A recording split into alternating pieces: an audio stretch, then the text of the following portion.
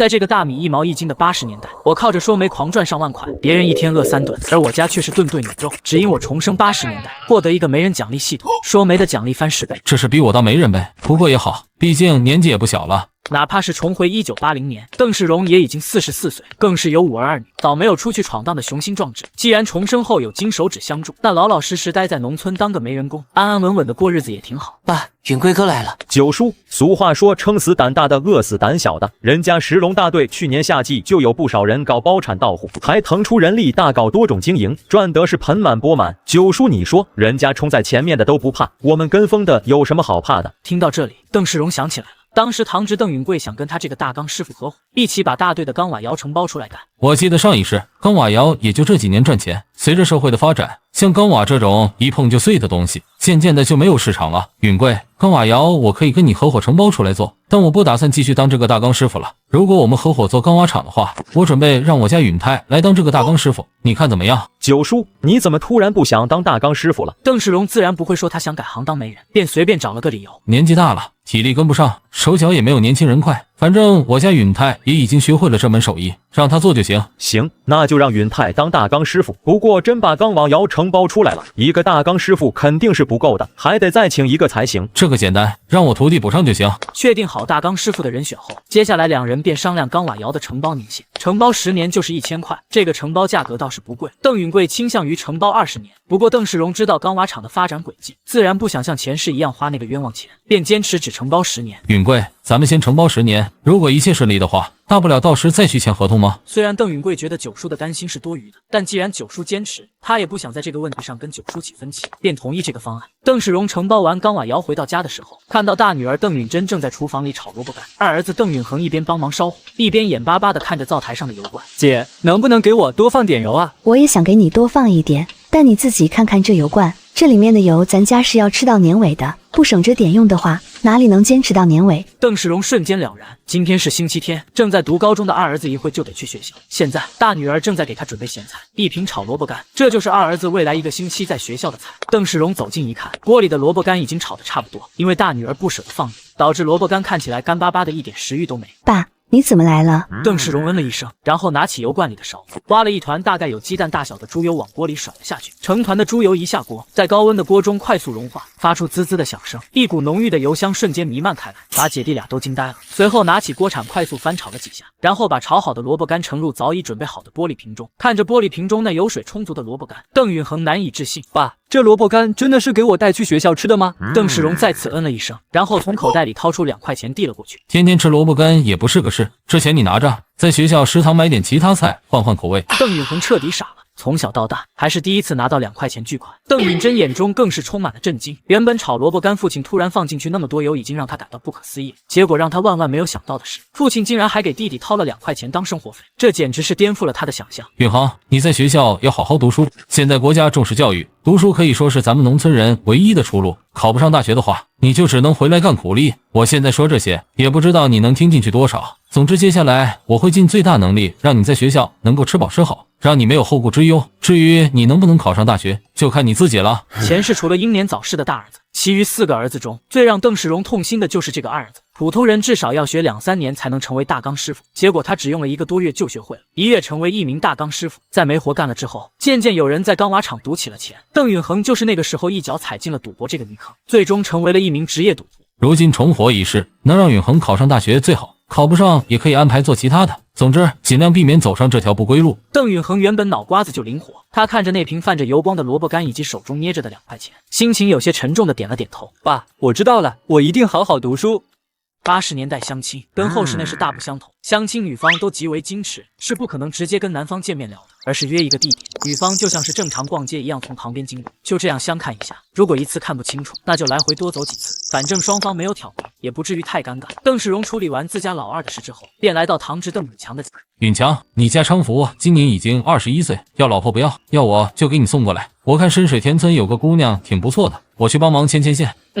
九叔，你说的是谁家的姑娘？关德威家的，就是那个在供销社工作关德武的哥哥啊？对，就是那个。关德威的这个大女儿今年19岁，高校毕业，人长得虽然不算漂亮，但她性格好，而且勤劳能干，是持家的一把好手。谁家要是能娶到这样的女人，日子都能过得红红火火。你要是觉得可以的话，我就去他家探探他父母的口风。行，那就麻烦九叔了。目的达到，邓世荣便去大队的供销部买了一些糖果饼干，然后借了生产队一辆单车，骑着单车来到了深水田村，一眼便看到正坐在门口那里织竹箩的关德威。九叔，你怎么来了？快进来吃碗粥先。邓世荣作为大队钢瓦窑的大钢师傅，大部分人都认识他，再加上他辈分高，哪怕不是同姓的人，也都会尊称他一声九叔。我已经吃过了，这是给孩子们带的糖果饼干。关德威眼中闪过一抹惊讶之色，伸手接过了糖果饼干。至于最后要不要收下，就看对方是为了什么而来的。九叔，你真是太客气了，有什么我帮得上忙的，你尽管开口。阿表，是这样的，我听说你大女儿今年已经19岁了，还没有对象，不知道你们家有没有这方面的意思？关德威闻言瞬间了然。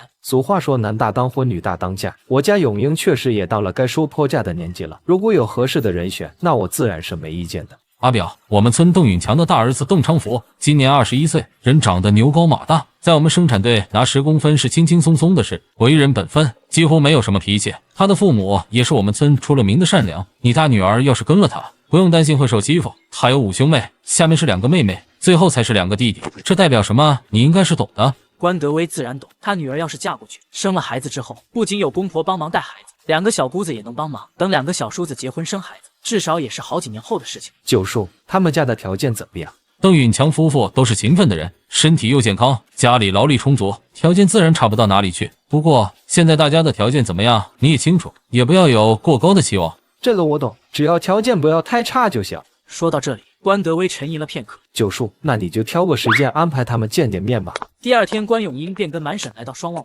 这场相亲来的实在太突然，没有思想准备的关永英心中有点慌，一直挽着满婶的手臂不放。关小婶见状，拍了拍侄女的手。永英，你跟他也就约的地方见的面而已，他又不是吃人的老虎，你怕什么啊？满婶，我一点心理准备都没有。我爸也真是的，答应的这么突然，要是缓几天，我可能不会这么紧张。关小婶是过来人，自然理解侄女的心情。你就假装不知道这回事，把他当成一个路人，就没有什么心理负担了。关永英闻言，紧张的心情稍微缓解了一点。双旺初中门口斜对面的一棵大树下，邓昌福神情亢奋的东张西望，想从人群中把跟他相亲的那个姑娘给找出来。邓世荣见状，不由得莞尔一笑，看来这个堂侄孙是早就想娶媳妇。昌福，人家姑娘面皮薄，等会经过这里的时候，你注意不要一直盯着人家看。知道了，九公。你自己注意分寸，不要盯着看，但又要把人看清楚了。这毕竟是婚姻大事，半点马虎不得。知道了吗？我耳朵都要起茧子了。原本就约定好见面的时间与地点，所以3人站在那里，并没有等多久，就看到了此次相亲的主角。昌福，人来了。邓昌福闻言精神一振，目光瞬间就锁定在关永英的身上。关永英紧紧挽住满婶的手，脸上泛起一丝红晕，根本不敢往大树方向看，而是一直目视前方。就这样，双方没有任何交流，实现了一次擦肩而过。永英，这小伙子果然如媒人所说的一样，牛高马大，挺精神的一个后生。你刚刚看了没有？满婶，我还是太紧张了，没敢往那边看。没事，咱们一会走回去，走个2、3次，不怕看不清楚。昌福，看清楚了没有？看了个大概，还得再看看才行。没事，一会人家姑娘还会走回来。我看着还可以，身材壮实，是个能生养的姑娘。很快，关永英跟他满婶右手挽手从原路走回来。这一次有了足够的心理准备，不像第一次经过时那么紧张，转头往大树那边瞄了一眼，一瞬间2人就像是触电了一样，心中一个激灵。等关永英跟他满婶再次走远，邓世荣便再次问道：昌福，看清楚了吧？看清楚了，这姑娘不错，是我喜欢的类型。这姑娘不错，我看着挺满意的。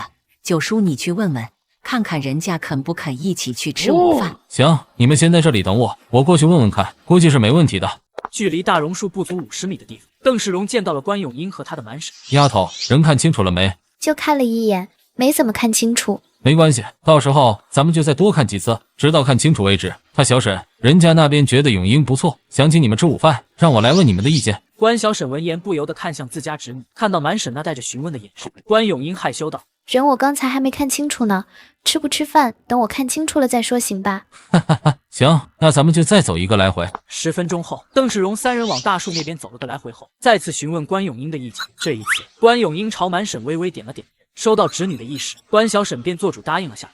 相亲请吃饭，这是能让人家姑娘记一辈子的事情。在走进国营饭店的那一刻，关咏英与她的满婶都露出了满意之色。国营饭店绝对是目前双旺为最高档的饭店，能在这里吃上一顿饭，那都是让人羡慕的事情。邓昌福舍得请他们到这里吃饭，足以看出他对他的态度。吃饭的时候，邓世荣便引导话题：再过几天，咱们生产队就要开始割禾了。阿五婶，你们生产队应该也差不多这个时候割禾吧？差不多，我们队长已经通知各社员做准备了。自从去年夏季那部公社石龙大队率先搞包产到户，获得大丰收后，咱们邦杰大队就有不少社员想要效仿，只是碍于没有上级领导的指令，大队干部不敢开这个口。现在已经1年过去了，人家石龙大队那边是越干越好，不仅仅粮食大丰收，其他副业也干得风生水起。受此刺激，其他大队也开始分田单干了。我们邦杰大队是什么情况？阿五婶，你知道吗？听我家阿五说，我们邦杰大队的干部也有了让大家分田单干的想法。至于什么时候开始实行，他没有跟我多说。据我所知，等各个生产队割完禾之后，大队的干部就要开始分田到户了。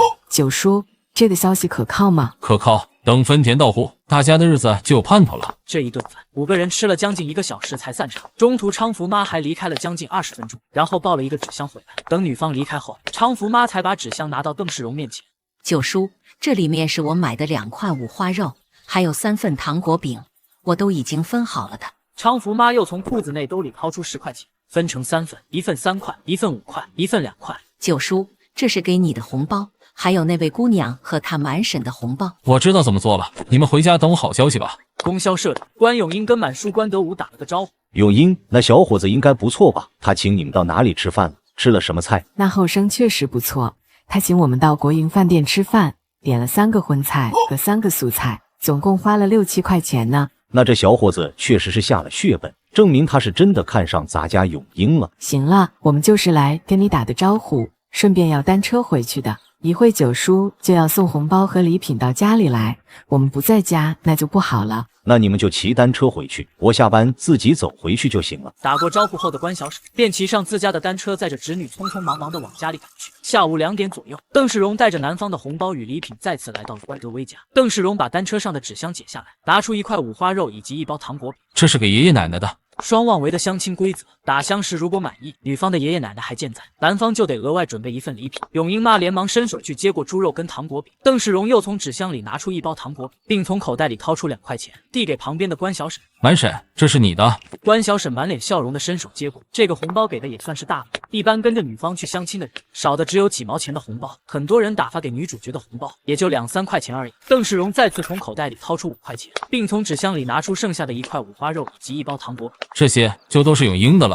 关咏英不好意思拿，咏英妈便代劳从邓世荣手中接了过来。咏英爸，咏英妈，今天打箱时的情况，想必你们也都知道。我那侄孙对于咏英是一眼就相中了，他妈妈对咏英也非常满意，现在就看你们这边的态度了。九叔，你这侄孙做事确实挺大气的。我们虽然还没见到人，但对他的印象是好的，这门婚事可以谈。既然你们双方都满意，那咱们就不玩虚的。这身价钱你们这边要多少？还有其他物品要什么？眼看谈到身价钱了，关咏英羞得脸红红的。关于女儿的身价钱，关德威夫妇显然早就商量过，夫妻俩便你一言我一语的把条件开了出来。现金要288元，鼓要300斤，缝纫机1台，另外还要带关咏英去做6套新衣服，这全部加起来就需要500块钱左右。行，你们这边的要求我都已经清楚了，我这就回去跟男方说，如果没问题的话，明天我再过来跟你们谈谈看家门的事。正式说完，邓世荣也就不再逗留，便骑着单车离去。在出了深水田村后，邓世荣沉下心神，看向脑海中的没人奖励系统。只见系统空间中，3张大团结正安静地躺在那里，正是他收到男方红包后获得的10倍奖励30块钱。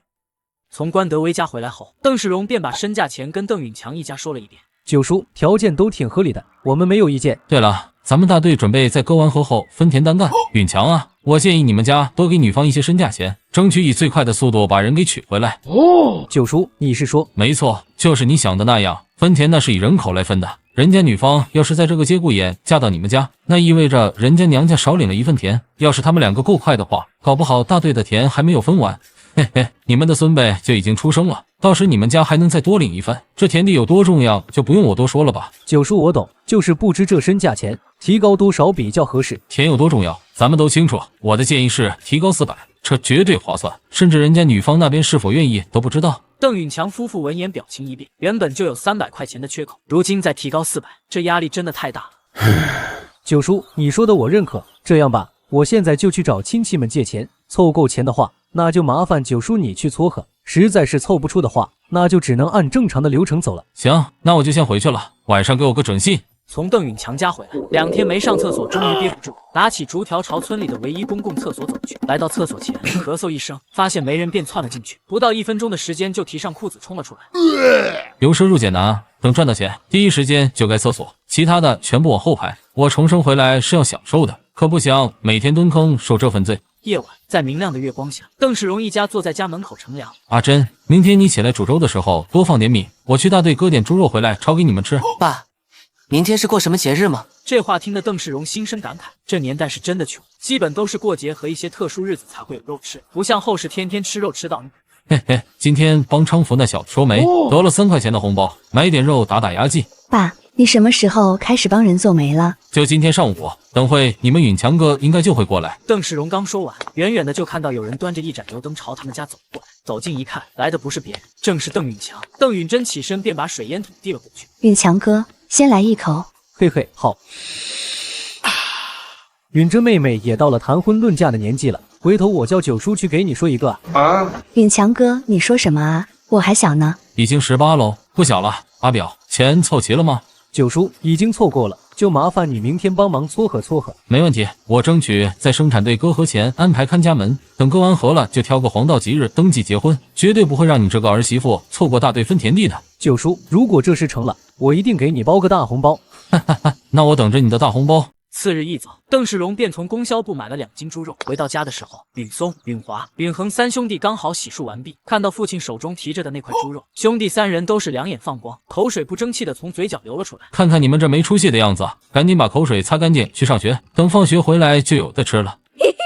兄弟3人嘿嘿一笑，用衣袖擦了擦口水，便怀着激动的心情上学去了。在如今的双旺境里，农村孩子早上去学校是不吃早餐的，在学校上了2节课，到上午9点才放学回来。3个小家伙放学回到家，看着桌子上的肉，已经馋得恨不得立刻吃到嘴里。爸，要喝点吗？一会还要去深水田村办事，就不喝了。都别看着，吃饭吧。得到父亲的准许，6兄妹齐刷刷地伸向了那盘猪肉。很快，一大盘猪肉便被父子7人一扫光，一个个都极为满足地摸着肚皮。吃饱喝足的邓世荣已经朝深水田村走去。关德威一家都知道邓世荣上午会来，便一直在家里等着。九公，先烧桶烟。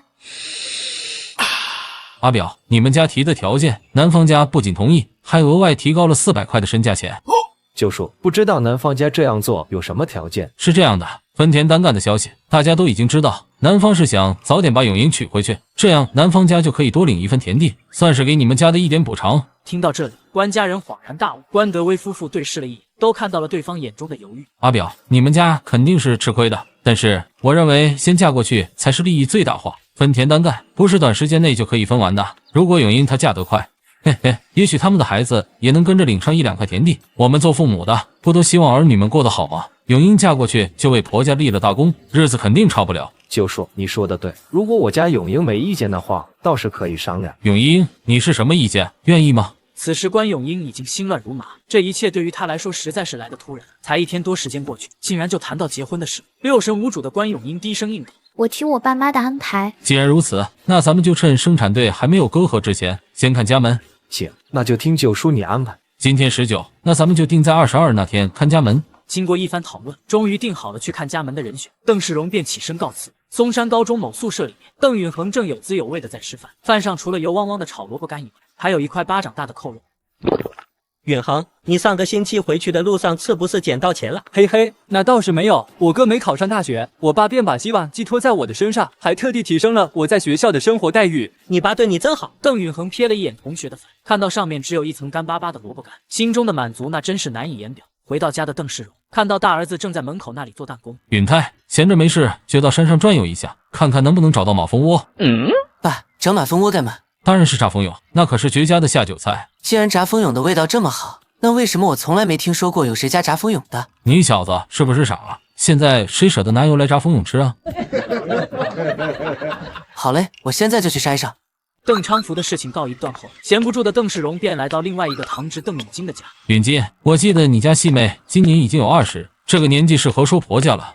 九叔，最近听说你当媒人了，是不是有好的主头介绍给我家？我这还确实有。白平大队长田村人张抗美知道吧？就比你家细妹大1岁，他是家里的长子，最受爷爷宠爱了，而且家里祖孙3代都是木工，家庭条件在村里都是数1数2的。哦，此话一出，邓允金夫妇是真的心动。在现在这个年代，有一门手艺傍身，那可是非常吃香的。前世的张抗美那可是身家数千万的大老板，每次跟老婆回娘家都极为风光，可以说整个奈叶村基本都知道他的大名。趁现在媒人还没来邓允金家，嘿嘿，我直接来个半路截胡。我相信九叔看人的眼光，麻烦九叔帮忙牵线。相信我不会错的，再过几年你就会知道我给你家细妹物色的这个对象有多优秀了。对了，你家细妹呢？没在家吗？跟他大嫂去河里洗衣服了，应该也快回来了吧？老二，你去把细妹喊回来。邓昌全应了一声，便快步朝河边走去。很快，邓昌梅便跟着他二哥回来，脸有点红，显然是知道了九公此次登门是来帮他说媒的。昌梅，你没意见的话，我等会就借车跑一趟长田，问问南方那边的意思。九公，我听我爸妈的。你爸妈已经同意了，事不宜迟，我这就去借车出发，你们等我好消息。另一边，邓允泰拖着他的发小邓昌宇来到一座矮山上。阿泰，你干嘛呀？这2天难得休息，你又拉我出来找什么马蜂窝？你不嫌累啊？你这懒货，上山烧个马蜂窝有什么累的？前2年跟你追着山鸡满山跑的劲头哪里去了？这能一样吗？这马蜂哪能跟山鸡比？山鸡吃着多香，马蜂蛹顶多拿来煮粥，味道也就那样。这你就不知道了吧？马蜂蛹用油炸香，下酒那可是一绝。油炸蜂蛹，你听谁说的？那得需要多少油啊？你爸还不得打死你？嘿嘿，这你就不知道了吧？正是我爸叫我来找的。今天晚上你就等着沾我的光，尝尝炸蜂蛹到底是什么滋味。我靠，那咱们赶快分头找呀！我还真想试试这炸蜂蛹的味道。长田村距离内耶村，邓世荣哪怕是骑着单车，也花了1个多小时才抵达目的地。此时的张解放父子正在联手打造一张架子床。请问这里是张解放家吗？张解放停下手中的工作，看向门口那个扶着单车的陌生中年人。我就是张解放。阿表，你是哪位？找我有什么事吗？邓世荣把单车停好，从口袋里掏出1包糖果饼。我是邦杰大队奈耶村的九叔，听说你的大儿子张抗美今年已经22岁了，还没有成家，所以我想帮忙保个媒，不知道你们家有没有这方面的意思？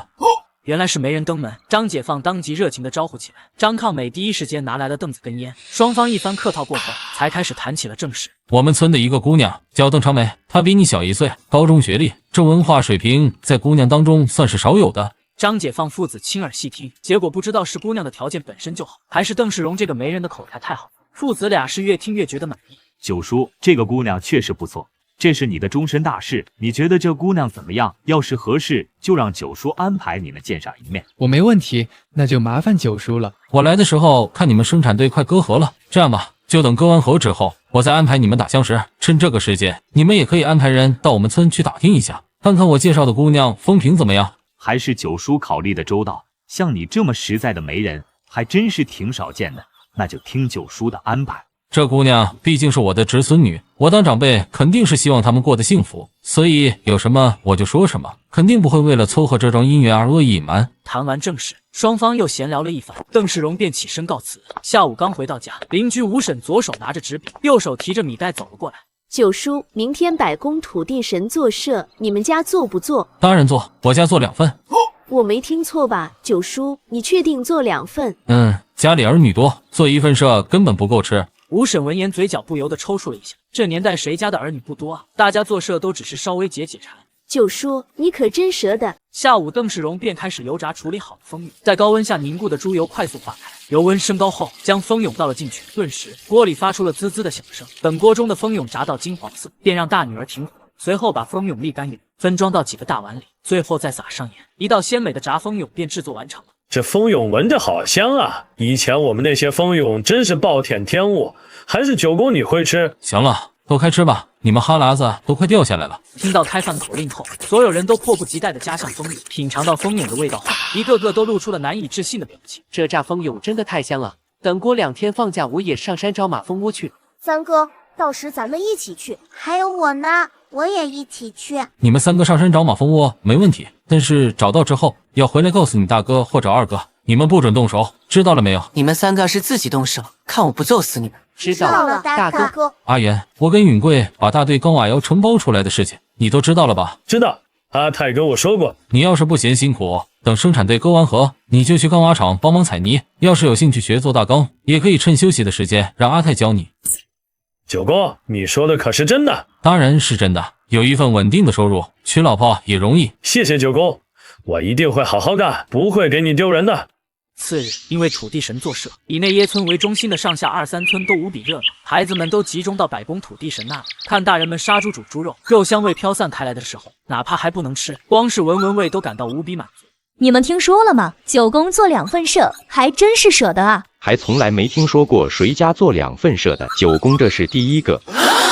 听到这话，一个个都瞪大了眼睛。一家做2份社，说句不夸张的，从开始做社以来，这恐怕是第一次遇到。晚上吃的又是黄炒肉，几个儿女感觉这几天的生活质量是直线上升。往年就是过年的时候，吃的都不一定有这几天好。二哥后天就回来了，我得跟他聊聊家里这几天的伙食，免得他有了爸给的2块钱，尾巴都翘上天了。小华，你这个主意好，等二哥回来，咱们一起馋死他。他们不知道的是，二哥也存了跟他们一样的心思，都在心里憋着回来。聊聊学校扣肉多香，转眼时间就来到了农历5月22，今天是双旺为日，同时也是女方来邓昌福家看家门的重要日子。女方一行来到邓昌福的房间，看到除了一张床以外，还有一个衣柜以及一张桌子。九叔，这衣柜跟桌子不会只是用来做样子的吧？这衣柜跟桌子都是昌福他爸妈给他结婚用的，现在看家门是什么样，等结婚后还是什么样。房间看着是挺好，可他们家兄弟姐妹也不少，等他们结婚生上几个孩子，那不就没地方住了？他舅妈，那都是几年后的事情了。现在社会变化快，咱们大队马上就要分田单干了，到时大家的生活条件肯定会越来越好，说不定这几年他们家就会起新房子了。这倒也是，是我考虑的有点远。参观完房子后，便由邓世荣陪着到厅堂喝茶聊天。大概11点左右，饭菜准备就绪，4荤4素，外加用猪骨头和莲藕炖出来的甜汤，摆了满满的一大桌。这样的席面1年都难得吃上一次。吃完饭，稍微休息了一下，女方一行人便准备打道回府。邓允强夫妇拿出早已准备好的红包与猪肉，每人1个红包，1条猪肉，另外还多给了1条猪肉，让关咏英拿回去给她的爷爷奶奶。其中女主角关咏英的红包最大，足足有8块钱，媒人的红包次之，也有5块钱，其余的人一律给2块钱。等女方一行人离开后，邓世荣也拿着红包提着猪肉朝自家走去。看着系统空间里面的50块钱以及10块猪肉，邓世荣心中的干劲更足了。嘿嘿，等邓昌福与关咏英结婚收谢美礼的那一天，才是真正的大丰收啊！这么多的猪肉，先去三姐那一趟，让三姐解解馋。随后顶着烈日朝包山村的三姐家走去。邓世荣原本有5兄妹，1个哥哥3个姐姐，可惜家门不顺，大哥在抗战年代参军一去不回，大姐早夭，2姐也在10岁那年病逝，只剩3姐相依为命。来到三姐家，正好碰到大外甥卜大师挑着一担稻谷回来。舅舅，你怎么来啊？我猜你们家这2天开始割河，所以弄点猪肉来给你们补补。还是舅舅好，我已经好久没闻过肉味啊，今天终于能吃上肉啊！不过有1块肉就足够啊，另1块舅舅你带回去给表弟表妹们吃吧。不用给我留，家里有肉。昨天我们村做社，我做了2份，今天我安排人看家门，人家又给了1条。舅舅，你还给人做媒啊？帮我一个邻居做了个媒，这媒算成了，就等结婚喝喜酒了。厉害啊，舅舅，你先进屋休息休息，我爸估计已经在回来的路上，我去田里把我妈喊回来。不用喊，我跟你一起去帮忙挑几担河。下午4点，邓世荣和大外甥卜大师把最后1担河挑回来，2人此时全身上下都已经湿透。这活还真不是人干的。三姐、三姐夫，时间也不早了，我就先回去了。你这说的什么话？带着这么多肉过来，还帮着干了半天活，说什么也要吃了饭再回去。是啊，饭已经在煮了，现在时间还早啊。吃了饭再回去，天就黑了。而且我最近伙食很好，天天都有肉吃。我明天一早再带允泰和阿珍过来帮忙。你们生产队马上就要割河，就别过来帮忙了。这点活我们几天就干完了。你三姐说的对，这点活都不够我们一家人干的，就别来回折腾了。行，下次有时间再来看你们。妈，舅舅带了这么多肉过来，今天我们是不是可以吃到腻啊？你在想什么好事？一餐能让你吃个2、3块，已经是神仙过的日子了。老妹，你小脑瓜里装的是水吧？整条村都没有10家有条件猪肉吃到腻的。哼，妈，那你可要把肉切大块一点。死丫头，一天就知道吃，快去上火。23日中午，松山高中某宿舍里，邓允恒瓶子里的炒萝卜干已经没有，只剩下一点点油水。我这个瓶子里还有点油水，你要不要？不要我就自己吃了。要，我要。邓允恒伸手把瓶子递给同学，同学接过后立马挖起剩下的猪油。等把猪油挖干净后，同学的饭面上已经有了一些白色油脂，便迫不及待的大口吃了起来。很快便把饭干完了，两人立马收拾打包好行李。我就先回去了，咱们下学期再见。我家的路也比较远，我也要走了，下学期见。打过招呼后，邓允恒背上行李走上了回家的路。等邓允恒回到村里的时候，已经是下午4点左右，还没到家，远远的就看到允松和允华这两个弟弟等在那里。见到他的身影，便快步跑过来。二哥，你回来了。二哥，走这么远的路累了吧？我帮你拿行李。看到这么热情的两位弟弟，邓允恒一眼就看穿了他们的打算，无非就是惦记他手里的钱罢。小松、小华，事先声明，我可没有钱给你们买零食吃哈。二哥，我们是那么肤浅的人吗？放心吧，我们不找你要钱买零食。就是，零食算什么？有炸蜂蛹好吃吗？零食哪能跟炸蜂蛹比？差远了。小松、小华，你们怎么知道炸蜂蛹好吃？嘿，爸炸的。二哥，我跟你说，那炸蜂蛹又香又酥，一吃就完全停不下来，味道真是绝了。二哥，你不知道吧？咱爸做菜好吃的很，不仅仅是炸蜂蛹，还有那青椒炒蛋和黄炒肉。听到两位弟弟不断的述说，邓允恒真的惊呆了。才1个星期没回来，家里竟然有了这么大的变化。难怪老三跟老四看到他回来变得这么热情，感情是专门找他炫耀来的。老三、老四，你们两个是故意气我的吧？嘿，哪能啦？我跟老四只是单纯的跟你汇报一下家里的情况而已。说话间，兄弟三人已经回到了家。爸，我回来了。背那么多行李，走这么远的路，累了吧？先拿毛巾擦擦汗。今晚我给你们做红烧肉吃。邓允恒瞬间精神一振，没想到一回来就有好吃的等着，郁闷的心情一扫而空。这几天，邓世荣每次炒菜的时候，闲着没事的儿女们都喜欢围在灶台前观看。今天刚从学校回来的二子也加入其中。阿珍，等把香料边炒出香味，就可以加入适量的酱油，翻炒均匀，注入适量的开水，再盖上锅盖，大火烧开，转小火慢炖，大概炖40分钟左右，就可以加入适量的盐，最后大火收汁，一道美味的红烧肉就出炉了。怎么样，步骤都记住了吗？爸，这步骤我倒是记住了，只是这味道我怕是有点把握不住。等下次我在旁边指挥，让你上手做，多做几次，自然就懂了。40分钟后，一道美味的红烧肉就摆上餐桌。邓允恒迫不及待地尝了一块红烧肉，真香！哎呀，爸，你比学校里面的大厨做的还好吃。学校里面的大厨算什么？爸做的比国营饭店里面的都好吃。爸，这红烧肉从哪里学的？我们家还从来没吃过这道菜呢。我们家以前是没那个条件吃这个，至于跟谁学的，人都已经不在了，不说也罢，都开饭吧。一顿饭就在欢声笑语中度过。后天，内耶生产队最后一次集体歌和正式拉开了帷幕。邓世荣带着允泰、允珍、允恒加入了生产队的歌和大剧，因为大家都知道歌完河后就开始分田单干，一个个表现的都非常卖力，就想着早点分到田地，自己干自己的。歌完河后，邓昌福骑着从生产队借来的28大杠，满脸兴奋地载着关咏英朝龙潭尾赶去。这算是邓昌福与关咏英的第一次约会。咏英，我们先去找裁缝铺，先订好衣服，然后再找地方吃饭，你看怎么样？你看着安排。很快，邓昌福与关咏英便找到了一家裁缝铺。等一切搞定，两人从裁缝铺出来的时候，已经是中午了。咏英，现在各个生产队都开始忙着分田地的事，不如我们过2天先去登记。在看家门后，关咏英就预料到会有这么一天，但也没想到速度会这么快。不过他们两个的婚姻关系到领田地，也不好拒绝，轻轻的嗯了一声。太好了，咏英，你放心，我会一辈子对你好的。我相信你。次日上午，深水田村，邓世荣从口袋里掏出一大叠钱。这是男方家给咏英的身价钱，一共688块钱，数数看有没有差错。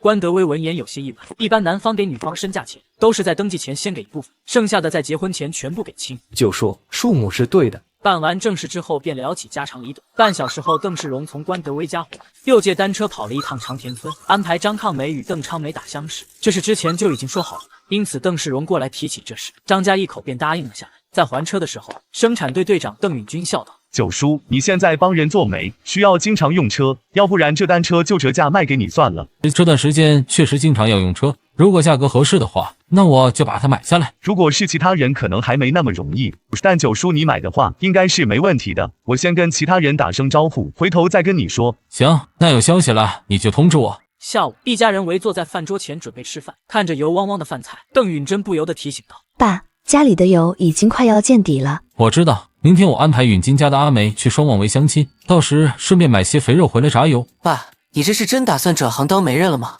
闲着没事帮人牵线搭桥也挺有意思的，最重要的是借此积累经验，多跑一些地方，到时就可以帮你们几兄妹物色满意的对象。爸，我跟你说，现在国家提倡自由恋爱，你可不能硬逼我们跟不喜欢的人结婚。这个你们不用担心，我不会硬逼着你们跟不喜欢的人结婚，我会尽量物色到让你们满意的对象。那就好。瞧你们这点出息，吃饭吧。第二天，在同样的那一棵大树下，张抗梅与邓昌梅几次擦肩而过。等邓昌梅跟他的大嫂走远之后，小张，感觉怎么样？人都看清楚了吗？看清楚了，看着挺好的。邓世荣看向站在旁边的张父张母，阿表，你们的意见呢？这姑娘有这么高大，书也读了这么多，而且一看就是那种比较机灵的，我觉得不错。我看也不错，屁股大，是个好生养的。那我就去跟人家姑娘说，一起吃个午饭。九叔安排便是。几分钟后，邓世荣来到邓昌梅和他大嫂面前。阿梅，人应该都看清楚了，感觉怎么样？九公，他人长得倒是还可以，就是看起来有些瘦弱，不像是能干重活的样子。人家是木工，原本就不用干重活，现在国家允许个人做生意了，他有这门手艺在，再加上脑子灵活，你要是跟了他，以后的生活肯定比很多人都强。阿梅，九公说的没错，人家是凭手艺吃饭的，比那些只知道使蛮力的粗汉子强多了。你要是看中了，就不要犹豫。那九公他那边对我是什么态度？他和他的父母都看中了你，让我来邀请你们一起吃午饭。反正该说的我都说的差不多了，最终过日子的是你们，肯定要你自己满意才好。那好吧，听你的九公。10分钟后，邓世荣一行人走进了国营饭店。点菜的时候，张家表现的也非常大气，一共点了8道菜，4荤4素。中途，在张父的意识下，张母出去了一趟，大概20分钟左右，就抱回来一个纸箱，里面装的自然是糖果饼与猪肉。吃完饭，邓昌梅便跟他大嫂先走。九叔，这里面是1块猪肉跟2份糖果饼。张父从口袋里掏出20块钱，2张5元的，1张10块的。九叔，这是你的红包，这是他大嫂的红包，这是那姑娘的红包。阿表，现在是特殊时期，如果你们家想要早点把人娶回去，说句实在话，这身价钱肯定是低不了。张父张母顿时明白九叔的意思，经过一番商量，张家3口一致决定，等人家姑娘在娘家领了田地之后再嫁过来。毕竟他们家祖孙3代都是木工，对于田地没有其他人那么重视，与其花高价把人娶回来，还不如让人在娘家领了田地再嫁。行，我知道了，那我就先把东西送到女方家，然后问清楚女方的身价钱和要求，明天再去你们家把结果告诉你们。出了国营饭店后，邓世荣看到系统空间中又多了5张10块大团结，不由得露出了一抹笑容，随后便到集市上花6块多钱买了1块好几斤重的肥肉，才骑着单车回去。爸，你回来了。邓世荣把挂在车把上的那块大肥肉取下来，把这肥肉拿回去放好。你姐呢？姐挑骨去脱壳了，应该也快回来了。那你先把这肥肉切好，等你姐回来了，就让她把油炸出来。我现在要去允金家谈事。邓允金家，邓世荣拿出1包糖果饼，再掏出5块钱，一起递给邓昌梅的大嫂。大嫂，这是男方家打发给你的。不愧祖孙3代都是木工，这出手就是大方。邓世荣闻言露出了笑容。作为一名媒人，男方那边给力，他在女方这边自然也有面子。这是男方打发给阿梅的红包，纸箱里还有1包糖果饼和1条猪肉。邓昌梅从九公的手中接过那张大团结，心中也为男方家的大手笔感到满意。打箱时能够拿到10块钱红包的，放眼整个内耶村恐怕都找不出第2个。既然都没意见，那咱们就来谈谈身价钱吧。九叔这身价钱，我们家要300，鼓500接。衣服我家阿梅肯定是要做几套的，还有单车我家阿梅也想要1辆，基本就这些要求。九叔有一点要说清楚，现在生产队正在忙着分田地，我家阿梅肯定是要领了田地再嫁的。行，我会跟男方家说清楚的，登记结婚可以等，但看家门可以先安排上。只要男方那边没有异议，看家门的事，九叔你看着安排。那就先这样，明天我会把你们的要求跟男方那边说清楚。而此时的公社门口，邓昌福与关永英傻傻地看着手里的结婚证。永英，我刚才看到那边有卖麦芽糖的，你要吃吗？买点尝尝吧。好嘞，我现在就去。从邓允金家回来，远远的就闻到了猪油的香味，便知道是大女儿回来炸油。邓世荣走进厅堂，看到二儿子邓允恒正在复习。允恒，这个暑假你什么事都不用做，只管学习。只要你明年能够考上大学，那我每个月就给你50块钱的生活费。爸，你是说真的？当然是真的，只要能考上大学，我绝不食言。爸，你等着吧，我一定考上大学给你看。夜晚，在明亮的月光下，邓世荣一家坐在家门口乘凉。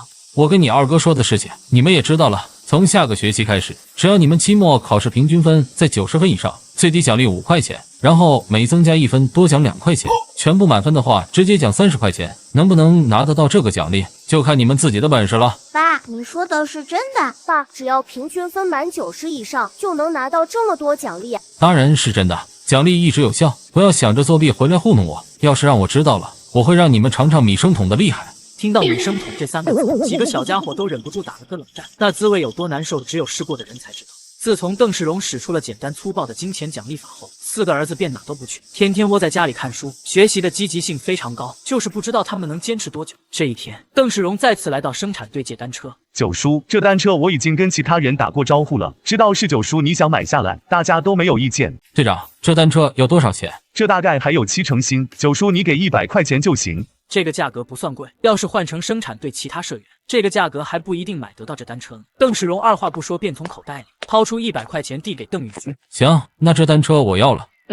邓允军显然没想到九叔竟然随身带着这么多现金，愣了一下。九叔，你这消息够灵通的啊！嘿嘿，我现在要去一趟深水田村，就不跟你多说了。下午来我家吃饭，我弄几道下酒菜，跟你喝2杯。行，我一定到。来到关德威家，打过招呼后，邓世荣掏出日子单递过去。阿表，这是请日子师算出来的良辰吉日，你看一下。农历7月初1，好日子啊，没有问题。这日子单我就收下了。男方家已经把缝纫机准备好了，还有过几天等生产队分股之后，就会请人把股挑过来。你们这边的嫁妆什么的也可以提前做准备了。我明白，我这边会准备好，不会耽搁婚期的。那就先这样，你们一家人好好商量一下，结婚时送嫁的人有多少，要提前跟我说清楚，这样男方家才好安排。这2天我们就定下送嫁名单。讨论完正事，双方在客气了一番后，邓世荣便骑着自己新买的单车打道回府。回到家，知道这单车父亲已经出钱买下，邓世荣的几个儿女都异常兴奋。爸，你能教我骑单车吗？爸，我也想学。当然可以，就先从阿珍开始，你学会了再轮到永恒。你们姐弟几个从大到小一个个来。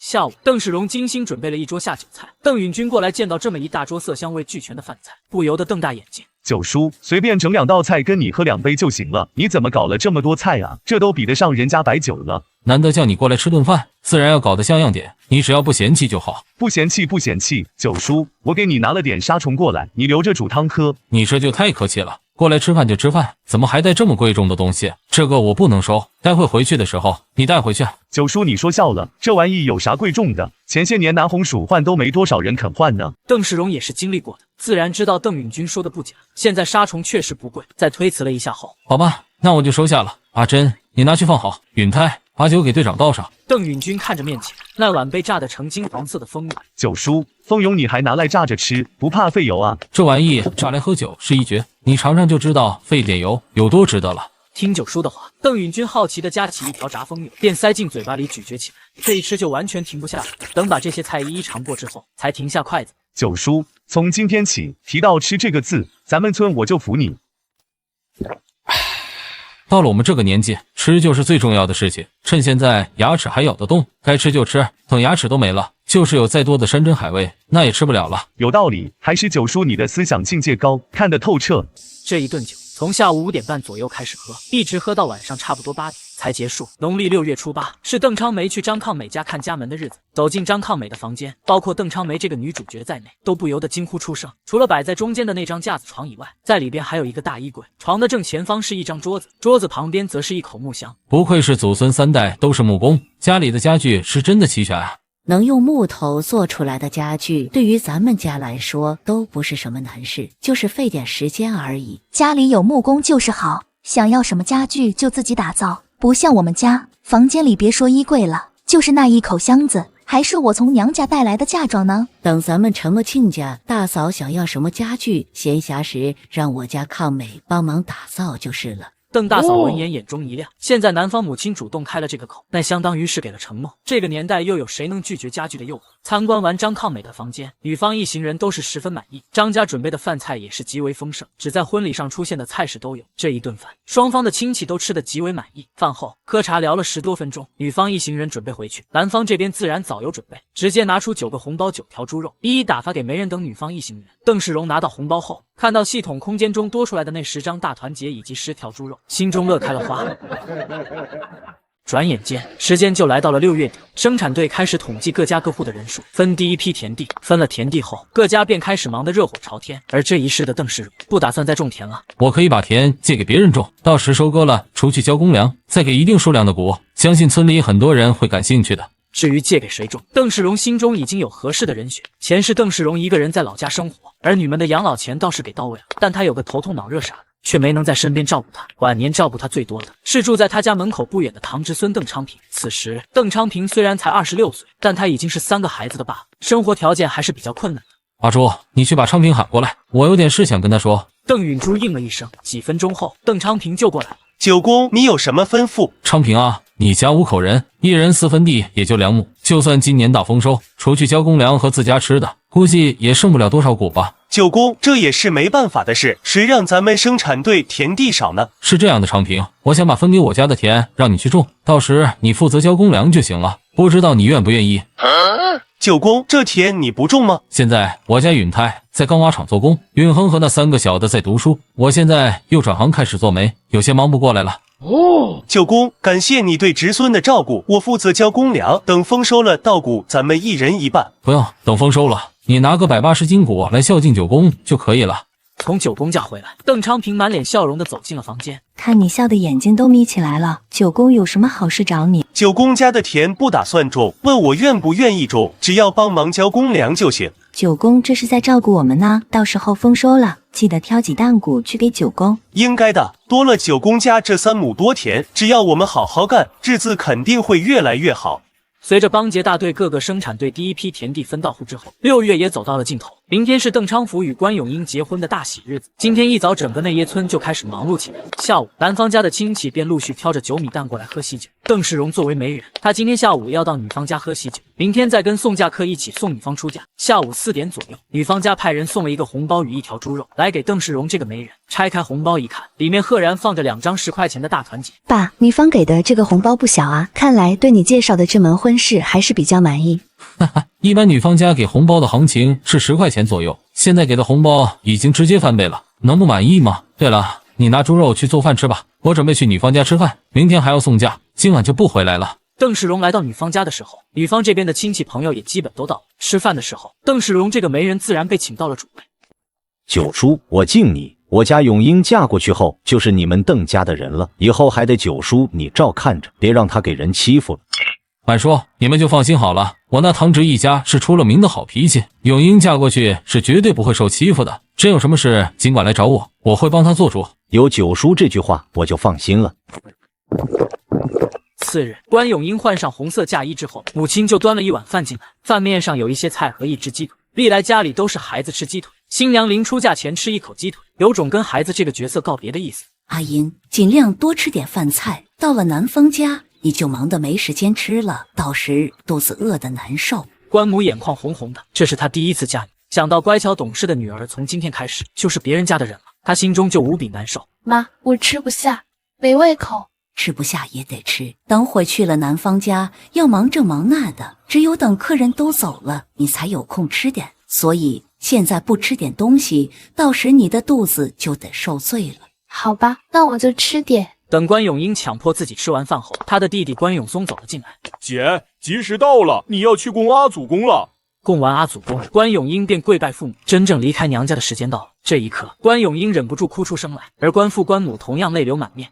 好了，今天是永英大喜的日子，大家应该高高兴兴才对，反正嫁得又不远，随时都可以回来见面，没必要太过伤感。是啊，嫁得近，相见随时可以见，比那些嫁得远1年见不到几次的好多了。在媒人与众亲戚的安慰下，哭声渐渐止住。及时一到，新娘便在媒人以及送嫁客的陪同下出。因为不知道新娘会在什么地方停下，新郎那边早早就派人出来等候。看到新娘停在小河边，便飞快的回去把消息告诉新郎。新郎便带上红包，和一众接亲人员一起去接新娘。关永英在收到红包后，也没有再矫情，便随着接亲队伍往男方家走去。新娘到新郎家便一起去供阿祖公。这时候众人便过来围观女方的嫁妆。不知道箱子里面有多少布，有没有被子，还有新娘的压箱钱，也不知道有多少。新娘的身价钱这么高，娘家给的压箱钱肯定不少。一众过来喝喜酒的亲戚朋友围着新娘的嫁妆讨论。很快，新娘便跟新郎供阿祖公回来，一众客人起哄着要新娘开箱。关永英心中自然是有底，拿出钥匙把箱子打开，在看到新娘压箱钱的数目后，众客人都是大吃一惊，竟然有288块钱的压箱钱，真的是刷新了这10年来内耶村新娘压箱钱的记录。这么多，新娘父母大气。看完新娘的嫁妆和压箱钱，接下来便是正常的入戏吃饭。开席后，新郎新娘便开始敬茶。这喝了新郎新娘敬的茶，客人们也是要给红包的。等新郎新娘敬完茶，客人们也基本吃饱喝足。客人们拿到主家给的东西后，便开始散场。送嫁客自然也要走了。这熟悉的亲人都要走了，关永英就要一个人留在这个陌生的环境生活。想到这，关永英忍不住又哭了。在完成一单之后，此时邓世荣的系统空间中有300块钱、100斤的猪臀肉、150斤的扣肉、100斤的猪肉、烟酒各20份、20斤的米糖果饼等等。邓世荣把猪臀肉分3份，每份大约2斤半左右，又把扣肉切成4份，其中1份5、6斤，其余3份3斤左右。邓世荣拿起竹篾，把那3份猪臀肉与3份扣肉穿成3份。允恒，这是给你2个舅舅和3大姑的，你现在就骑车带去给他们，顺便跟他们说一声，我们家这个月准备挖地基盖新房子，让他们有空的话就过来帮忙。爸，这个月咱家要盖新房子啊！你们大哥今年已经20岁，到了该娶老婆的年纪了，要是不盖新房子的话，就算把你们大嫂娶回来了，你们几个住哪里？所以我打算今年先把房子盖起来，明年就给你们大哥物色个满意的对象。爸，新房子盖起来，我们是不是都拥有自己的房间？新房子，你们7兄妹都有自己的房间。时间不早了，你赶紧把猪肉和扣肉给你2个舅舅和3大姑送去。下午2点半，周望大队小江村，陈达聪坐在自家门口，抬头就看到邓允恒这个外甥骑着单车急匆匆地往他们家赶来。二舅妈，允恒，你怎么来了？允恒吃过午饭了吗？家里有白粥，还有红薯。二舅妈，我吃过了。邓允恒回了一句，然后解开绑在后座的纸箱，从里面拿出一串肉，笑着递给二舅。二舅，这是给你的。允恒，你家哪来这么多的猪肉和扣肉？我记得你家的猪才养了几个月，起码要到年底才适合杀来吃。二舅，我家没杀猪，这是人家送给我爸的谢美礼。你爸什么时候帮人做媒了？就这个把月的事，我爸说了，这个月我们家估计要盖新房子，到时二舅妈，你们要是有空，就过来帮忙做工。你家确实也该盖新房子，毕竟你大哥也到了该娶媳妇的年纪了。我过几天要插秧，等插完秧后再去给你家帮忙。行，我爸也只是这么一说，具体哪天开始盖房子我也不知道，等开始了我再过来跟你们说。我还要给3舅和我3大姑送猪肉，就先走了。允恒，你等一下，你爸喜欢喝点小酒，我拿点花生给你带回去。3天后，钢瓦厂开始装窑，等装好窑准备起火烧窑的时候，邓世荣才来到钢瓦厂。允贵，我敬你，接下来的几天就辛苦你了。九叔客气了，烧窑我只是负责总揽全局，真正动手烧火的是允泰他们，我没什么辛苦的。这第一批货准备拉到哪里去卖？允贵，你想好了吗？以前我们大队钢瓦窑的货都是拉到合浦县去卖，这次我不打算改变。九叔，你是什么意见？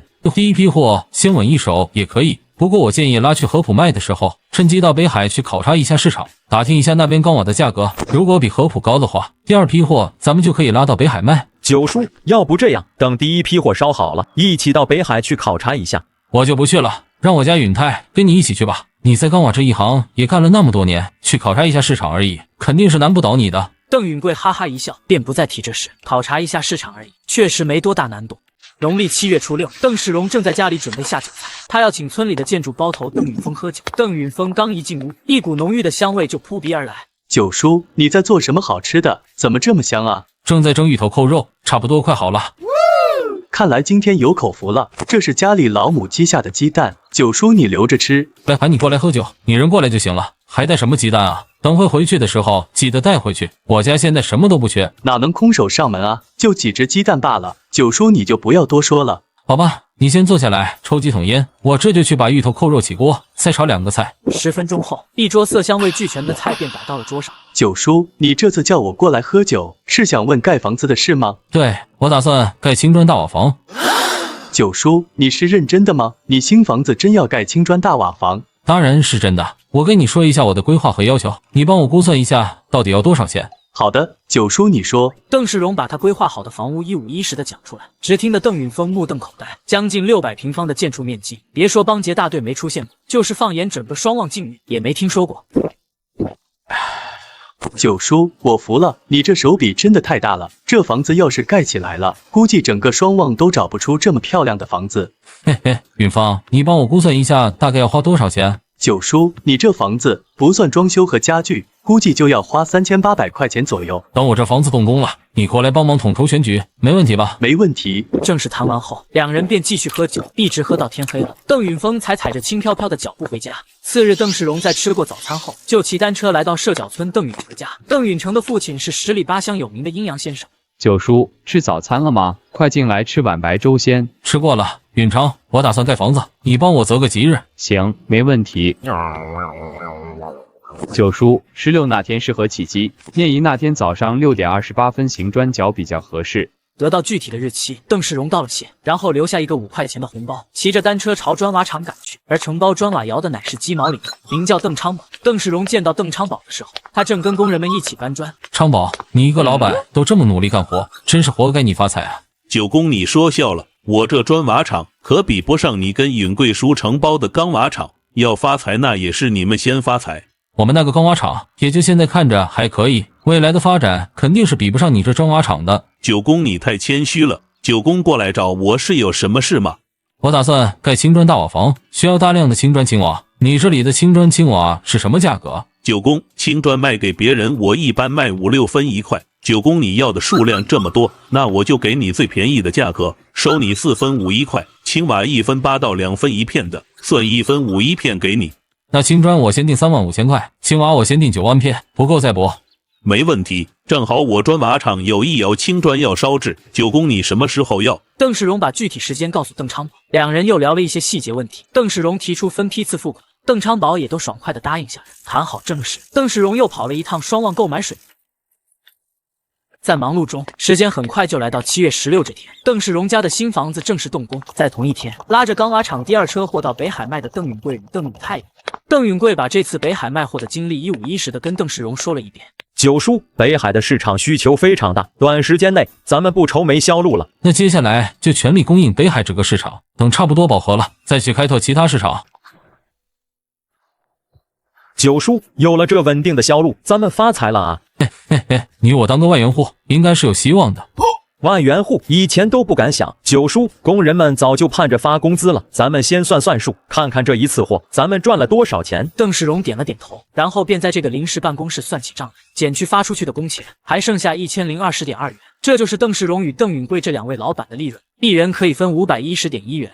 九叔，晚上来我家喝2杯，庆祝咱们钢瓦厂开门红。别去你家了，来我家喝吧。正好我家新房子今天开始挖地基了，韭菜什么的管够。嘿嘿，那我就不客气了。我可是听说了，九叔你的厨艺堪比国营饭店的大厨，今天可得好好尝尝才行。自从钢瓦厂发了工钱后，工人们的工作尤为积极，毕竟收入这么高的工作，真的是打着灯笼都找不到。很快时间就来到了7月21日早上6点28分，行砖脚并放鞭炮，邓世荣家的房子便开始动工建设。暑假也不知不觉便过去了，明天几个儿子就要开学了。允航，这25块是你的学费和2个星期的生活费，你的高中生涯只剩下2个学期，要加油了。爸，我一定好好努力，不辜负你的期望。阿珍、阿朱，这4块是给你们的零花钱，作为一个女孩子，身上还是要有点钱的。阿珍，明天你骑自行车送允恒去学校，你就在公社那里吃个粉什么的，再自己骑车回来。好的爸，我还从来没去过松山公社呢。第2天，双旺食品站，戴春庆父女赶着猪来到食品站门口。邓世荣刚好从供销社出来，他一眼就看到了戴春庆的2个儿女。职业病发作的邓世荣便推着单车凑了过去。阿表，你这猪养的可真好，得有200斤左右吧？还没称呢，不过我估摸着也是200斤左右。阿表，你这猪到底是咋养的？我家那头猪都养了大半年了，也不见怎么长肉的。大家咋养我就咋养，平时主要喂的都是红薯苗和一些品相差的红薯。猪只要给它吃饱肚子，让它睡好，长肉自然就快了。是这个道理。阿表，这是你女儿？这是我大女儿。你这女儿不小了，找婆家了吗？要是还没找的话，我可以帮忙介绍一下。哦，阿表，你是哪条村的？不知道你们村现在有没有适婚腊梅？我这个大儿子也还没娶老婆呢。邓世荣与戴春庆，一个有心做媒，一个有心娶儿媳妇，两人便在食品站门口聊了起来。中午，邓世荣在戴春庆一家人的热情招呼下吃了午饭。阿表，你们家的情况我基本都清楚了。依我看，你大儿子的婚事先不急，毕竟你们家的住房实在有些紧张，总不能把儿媳妇娶回来了，却还要跟小叔自己一张床吧？我建议你先把新房子盖起来，再娶儿媳妇要比现在容易100倍。九叔，你说的这个道理我懂，这不是家里实在困难吗？如果盖了新房子，就没钱娶儿媳妇了。我觉得你应该先盖房子，然后替你大女儿找个婆家，拿到一笔身价钱后，再为你大儿子找个儿媳妇。这样一来，房子有钱盖，也不耽搁娶儿媳妇。我咋没想到呢？这稍微调换一下顺序，就可以解决这个大难题了。阿表，你要是有意的话，正好我们村有个后生哥挺不错，我可以帮忙撮合一下。九叔，什么样的后生哥？你跟我说说他的情况。他叫邓昌旺，今年22岁，是家里最小的一个。大哥和二哥早就娶老婆分家，自己过了。3个姐姐也都已经出嫁，只剩下她跟父母一起生活。目前在家里养了几10只鸡鸭，房子有4间，她父母住1间，她住1间，还有2间房空着呢，就是旧了一点。戴春庆听得眼中一亮，那就麻烦九叔帮忙凑合一下了。从戴春庆家回来，邓世荣便直接来到邓昌旺家。此时邓昌旺正在家门口编织鸡笼鸭笼。昌旺在织鸡笼呢。是啊，九公，你这是去哪里？专门过来找你的。我今天在食品站门口见到了一个蛮不错的阿妹，觉得她跟你还挺般配的。你要是有想法，我就帮你撮合一下。九公，有哪个后生不想娶老婆？你快跟我说说这个阿妹的情况。你爸妈呢？把他们喊出来一起听听。我爸去修田埂了，我妈刚去菜地摘菜，我去叫她一声。一段时间后，昌旺妈快速赶了回来。对于儿子娶媳妇是非常重视，邓世荣便把女方家的情况仔仔细细说了一遍。九叔，别的都好说，就怕这阿妹嫁人之后，心里还想着要帮扶娘家，那样一来就是一个大负担了。外嫁的女儿帮扶娘家，这是不可避免的事情。不过这个帮扶肯定是有限度的，这一点我肯定会提前跟对方说清楚的。我们也不是不通情达理的人，要是真成了亲家，适当的照顾那是应该的，只要不是那种婆家有点什么好东西都想着往娘家搬就行。昌旺，要是你没意见的话，那我就安排你们见上一面。既然九公你都觉得我们般配，那我肯定是要见上一见的。昌旺妈，你觉得呢？那就先见面再说。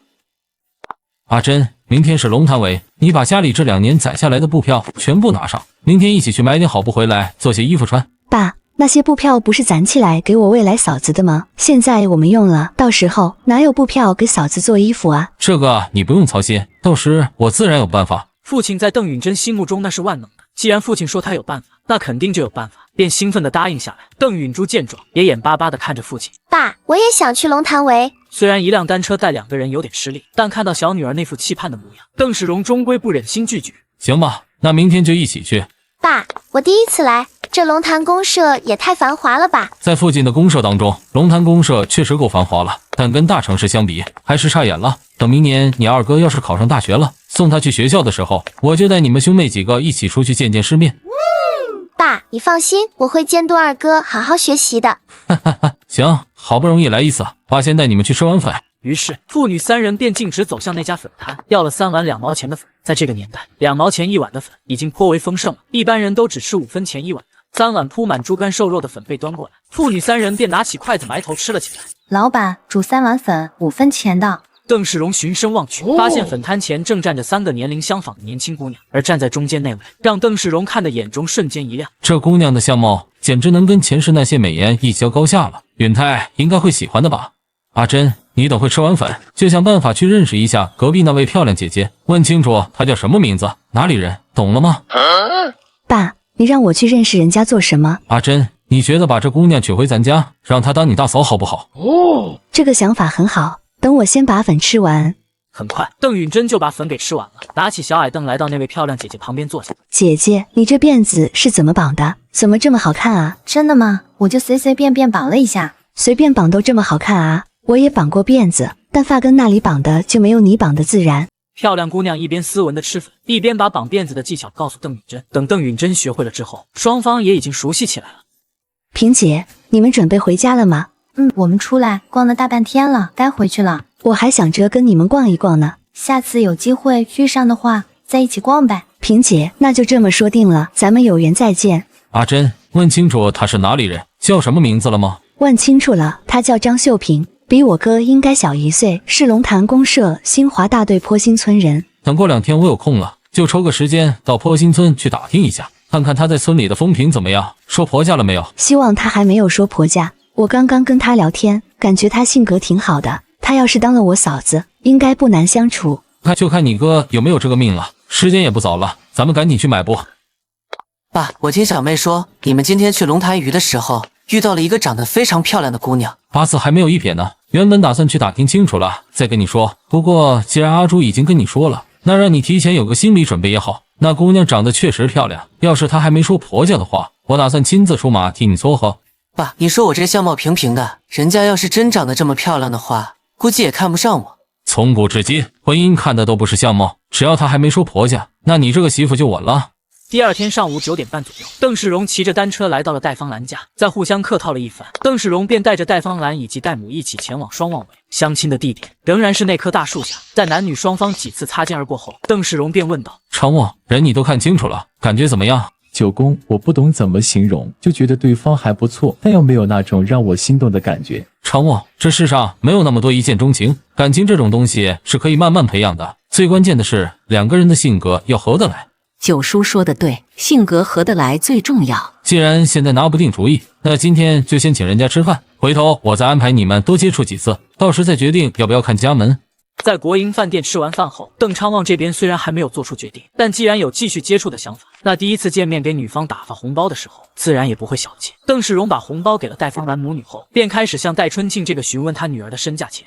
身价钱要360块，果要360斤，外加6身新衣服。除此之外就没有其他要求。行，这些我会如实转告男方父母。还有一点，我要提前跟你们说清楚，男方希望可以跟阿兰多接触几次，提前培养一下感情，希望你们做父母的能够理解。九叔，这恐怕不太合规矩吧？现在国家提倡男女自由恋爱，他们就算私下接触，也只是谈谈理想而已，又不是做什么有辱门风的事情。阿表，你不用过度紧张。其他都不怕，就怕别人说闲话。他们是我做的媒，原本就可以光明正大的接触，有谁会说闲话啊？戴春庆想想也觉得有道理，便把这事应了下来。月底，邓昌宝开始派工人往邓世荣家送青砖。家里虽然忙得不可开交，但邓世荣却没有留在家里帮忙的打算。他在把今天的肉食准备好后，就骑着自行车来到新华大队坡兴村。阿表，我听人说你们村有个很漂亮的阿妹，今年虚岁才20，不知道是谁家的女儿。你说的那肯定是张振发家的姑娘。论长相，在这10里8乡，我还真没见过比张振发这姑娘更漂亮。这姑娘长得这么漂亮，媒人怕不是早就踏破她家的门槛了？为什么到现在还没有说婆家？是她性格不好，还是眼光太高了？都不是，这孩子性格挺好的，不仅孝顺，而且耕田种地、养鸡喂猪、洗衣做饭，样样都行。也就他父母一心想让他嫁个条件好的人家，好帮他2个弟弟娶老婆，要不然早就不知道被哪家娶走了。阿表，你的意思是说，他父母把他2个弟弟娶老婆的责任压在了他的身上？其实这也不怪他的父母，毕竟他们家的条件确实不太好。他有5兄妹，2个哥哥2个弟弟。他父母为了给他大哥和二哥娶老婆，不仅把家底掏空了，家里还欠了一屁股债。邓世荣跟老农聊了足足20多分钟，基本上是把张秀平以及他家的情况都打听清楚。邓世荣便骑车朝张秀平家赶去。阿妹，请问这里是张秀平家吗？叔叔，我就是张秀平，你找我有什么事吗？我是来给你说媒的，不知道你爸妈在不在家？我爸出去做工还没回来，我妈在家，你稍等一下，我把她喊出来。很快，一个岁数跟邓世荣差不多的农妇便从屋里走了出来。看到人出来，邓世荣便把手中那一大包糖果饼递过去。亲姐，我姓邓，是嵩山公社帮节大队的。嵩山公社帮节大队的，那离我们这里还真有点远啊！快请坐。秀平，给邓叔拿烟筒。亲姐，我有话就直说了，实不相瞒，我这次登门主要是看中了你这个女儿，想让她做我的大儿媳。此话一出，张母听得目瞪口呆。媒人他们都不是第一次接触，但是替自己儿子做媒的媒人，眼前这位绝对是第一个。我知道这样做有些唐突，但我本身就是一名媒人，总不能给自己儿子找对象，却请其他媒人帮忙吧？人家古人举贤还不避亲呢，这做媒没道理要避亲。亲姐，你说对不对？亲戚，你说的对。随后，邓世荣把自家条件说了一遍，还特别强调正在盖的青砖大瓦房。这一番简单介绍，听得张母满脸震撼。还有一点，我那大儿子长得比较像我，普普通通，没有什么出彩的地方，所以相貌方面他是配不上阿平妹你的。希望阿平妹你不要嫌弃他。张秀平还没回答，张母就抢着说道：“不嫌弃，这有什么好嫌弃的？长得好看又不能当饭吃。”张秀平从母亲的话中就听出母亲是满意这门亲事的，她强忍着羞意问道：“邓叔，你这大儿子的性格怎么样？”不是我自夸，我这大儿子性格成熟稳重，善良孝顺，做实踏实，是非常靠得住的男人。亲戚，你家的条件那确实没话说，我家阿平要是能嫁过去，那是她的福气。但有一点我要说清楚，我们家条件不好，现在实在是没办法帮2个儿子娶老婆，所以只能寄托在我家阿平身上。你们家的这个条件我是听说了的，阿平妹的身价钱我们家愿意出1000，另外拿380给阿平妹出嫁时做压箱钱。要是这个条件你们家满意的话，那等我家的房子盖好了，就挑个日子过来看家门。此话一出，张母几人再次被震惊到。什么叫财大气粗？这就是1380块钱，眼睛都不眨的就砸了出去。没问题，那这事就这么说定了。你家的房子什么时候盖好，你就什么时候给我们捎个信。现在已经开始砌墙了，预计2个多月可以完工。这2个多月的时间，你们可以托人打听一下我们家的情况，看看跟我说的有没有差错。托人打听就没必要了，我们信得过你。那不一样，我这人有一说一，在来你们家之前，我也是找人打听过情况的。婚姻大事毕竟关乎到儿女一辈子的幸福，我们做父母的还是应该重视起来。张母3人听得肃然起敬，便没有拒绝邓世荣的好意，顺势答应了下来。正是说完，邓世荣便起身告辞。平妹，我早就说过，凭你的相貌，这辈子一定能嫁得好人家。大嫂，这八字都还没有一撇呢，你说这话太早了。阿平，你小的时候有个算命先生经过我们村，我当时请他给你们几兄妹算了算命。根据那位算命先生的说法，你原本命运多舛，一生过得非常艰苦，不过在19岁那一年会出现一个改变命运的机会。如今看来，就应在这个邓允泰的身上了。妈，竟然还有这种事，以前怎么没听你说过？原本我是不相信的，所以就没说。可今天这事，我倒是有点相信了。妈，那我家守国呢？算命先生是怎么说的？一人得道，鸡犬升天。爸，怎么样？萍姐家的情况你都打听清楚了吗？都打听清楚了，这是8九不离10。我哥还真是有福气。你哥这么好的人，就该有这样的福气。前世他这个大儿子福宝，在风华正茂的年纪骤然离世，让白发人送黑发人的他悲痛不已。现在自然要给大儿子找个最好的媳妇，让大儿子过上幸福的生活。转眼就来到了农历8月，内耶生产队开始分第一批山岭。邓世荣家8口人在村里处于中等水平，分到了一座面积中等的山。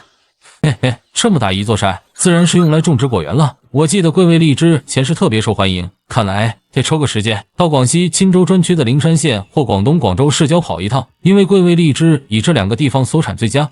农历8月16日，张振发吃过早餐，就朝帮杰大队内耶村走去。自从上个月听老伴说了邓世荣这个媒人亲自上门替他儿子做媒的事后，张振发就恨不得立刻长出翅膀飞到内耶村去，验证一下这个事到底是不是真的。在进入内耶村一段时间，就看到了那雄伟建筑。尽管这建筑还没有全部完成，但那清一色的青砖墙，张振发震惊的一口能塞下一个鸡蛋。阿表，前面那些房子是谁家盖的？好气派啊！那个是我九叔盖的房子。你这九叔是做什么的？竟然有本事盖这么漂亮的房子！我这九叔那可是了不得的人物。2、3个月前，九叔跟人合伙承包了大队的钢瓦窑。我听说钢瓦厂的大钢师傅1个月的工钱就有200多，而九叔作为钢瓦厂的老板之一，估计会更多。他那个大儿子接了他的班，在钢瓦厂当大钢师傅，父子俩1个月下来差不多有1000左右，可以说是咱们村最厉害的人家了。这收入直接把张振发给震撼到，在震撼之余，又忍不住心中狂喜。这就是我未来的亲家，能攀上这么有实力的亲家，我张家真是祖坟冒青烟了。接下来，张振发强忍着心中的喜悦，又旁敲侧击地询问了一番，结果对方所说的跟准亲家自己所说的基本没有太大出入。处理完家里的事，邓世荣便赶去灵山县购买荔枝苗，折腾到下午2点，才顺利来到了灵山县的星光农场。领导，我是博白县松山公社帮杰大队的人，这次过来主要是想购买1000株桂味荔枝的果苗，不知道你们农场有没有？同志，你真是好眼光啊！我们农场最好的果树就是桂味荔枝了。你要的1000株果苗现在没有，但可以现在开始圈植育苗，等明年初春就可以栽种了。这个可以，那这价格呢？半个小时后，2个人谈好价格，签订购买合同，并预付了30%的定金。邓世荣在打道回府的时候，心里默默盘算了一下近期的资金缺口。现在只剩下几十块钱，砖瓦厂那里还欠着将近3000块钱的砖瓦钱，大儿子娶媳妇又需要1380的支出，这加起来就是4300多的资金缺口，1个月能赚1000多，也就4个多月的收入而已，没啥好怕的。但是近期还是需要一大笔钱。想来想去，邓世荣便想到了银行贷款。而在双旺信用社的卜万辉眉头紧皱，无息贷款已经推出1年多，没有几个敢来贷款的。就在此时，一个职工兴奋地过来说道：“主任，有人过来贷款了。”哦，是集体还是个人？是个人贷款。卜万辉脸上瞬间露出了笑容，他们信用社缺的就是个人贷款。卜万辉坐不住，他要亲自出去接单，这个对他们信用社来说无比重要的客户。同志，请问你想要贷多少钱？吴主任，我能贷多少钱？这个就要看同志你的贷款项目是什么了，是想自己创业当老板，还是搞养殖、种植什么的？不同的需求有不同的贷款额度。是这样的，卜主任，现在生产队不是分田单干了吗？我家分到了一座不小的山，我打算把这座山开发出来，种植果树。这果苗我都已经联系好了，只是资金不足，所以才想着来银行贷点钱。你看这种情况，我最多能贷多少？搞水果种植一般是按种植面积来发放贷款的，不知道你打算种植多少亩的果树？大概20-30亩这样。20-30亩的话，贷个5-6千块钱不是问题。行，那就按这个标准哦，这么多够用了。见邓世荣一点都不嫌多的模样，武万辉心中不由得赞了一句：这样的客户再多来几个的话，上级分派的任务就能顺利完成了。同志，你先填一下资料。10分钟后，武万辉满心喜悦地握着邓世荣的手，态度非常热情地说道：同志，我会以最快的速度上报给领导审批，等贷款审批下来了，再让人去通知你。好的，那就麻烦卜主任了。不麻烦不麻烦，我巴不得天天有这样的麻烦。邓世荣从他的态度中就可以看出他身上压着不少贷款任务，这信用社主任在农村也算得上是1号人，跟这样的人结交可以说是有益无害，指不定后面还有用得着人家的地方。卜主任，我听说上级给你们分派了贷款任务，等我家的果园搞起来了，我就动员我们村的人跟着一起搞，到时候尽量给你多推荐几个客户，让你超额完成上级分派的任务。世荣同志，你真是我命中的贵人，不管这事办得怎么样，我都欠你一个人情。卜主任言重了，没事的话我就先走了。农历8月22日，邓世荣家的房子正式竣工，接下来只需要安装好门窗以及添置好家具便好。随着房子竣工，整个内耶村的人都围拢过来参观，尤其是那个卫生间。在邓世荣介绍了他的功用后，众村民已经羡慕的眼睛都红了。相比起那令人恶心的屎壶，谁不想在这个干干净净的卫生间里面上厕所？永英，等我们盖新房子了，也弄个这样的卫生间。我们哪有9公家的条件，过好自己的日子就行。邓昌福瞬间就明白关永英的意思，他在心中暗暗下了决定，争取早日把家里欠的债还清，然后努力存钱盖新房子。而在围观现场，跟邓昌福一样暗暗下决心的人不在少数。九叔，你这新房子盖的真的是太漂亮了，你看好日子了吗？打算什么时候搬进去啊？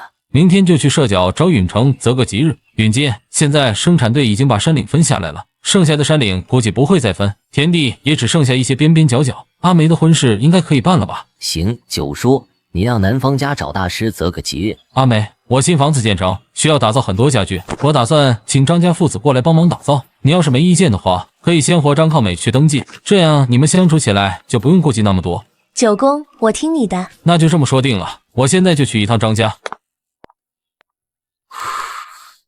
阿表，现在我们生产队的山岭已经分下来了，抗美跟阿梅的婚事可以办了。我已经跟女方父母说过这事，他们也都同意了。行，我回头就去找日子师择个吉日。旁听的张抗美脸上充满了笑容，还是那句话，没有哪个身强力壮、精力旺盛的小伙子是不想娶媳妇的。阿表，我还有一件事，我家前段时间不是在盖新房子吗？现在新房子已经盖好了，但还欠缺一些家具，所以我想请你们帮忙打造一批家具，不知道你们父子比较擅长打造什么家具？九叔，我们父子擅长架子床、衣柜、桌子、凳子、梳妆台、箱子这些常用家具。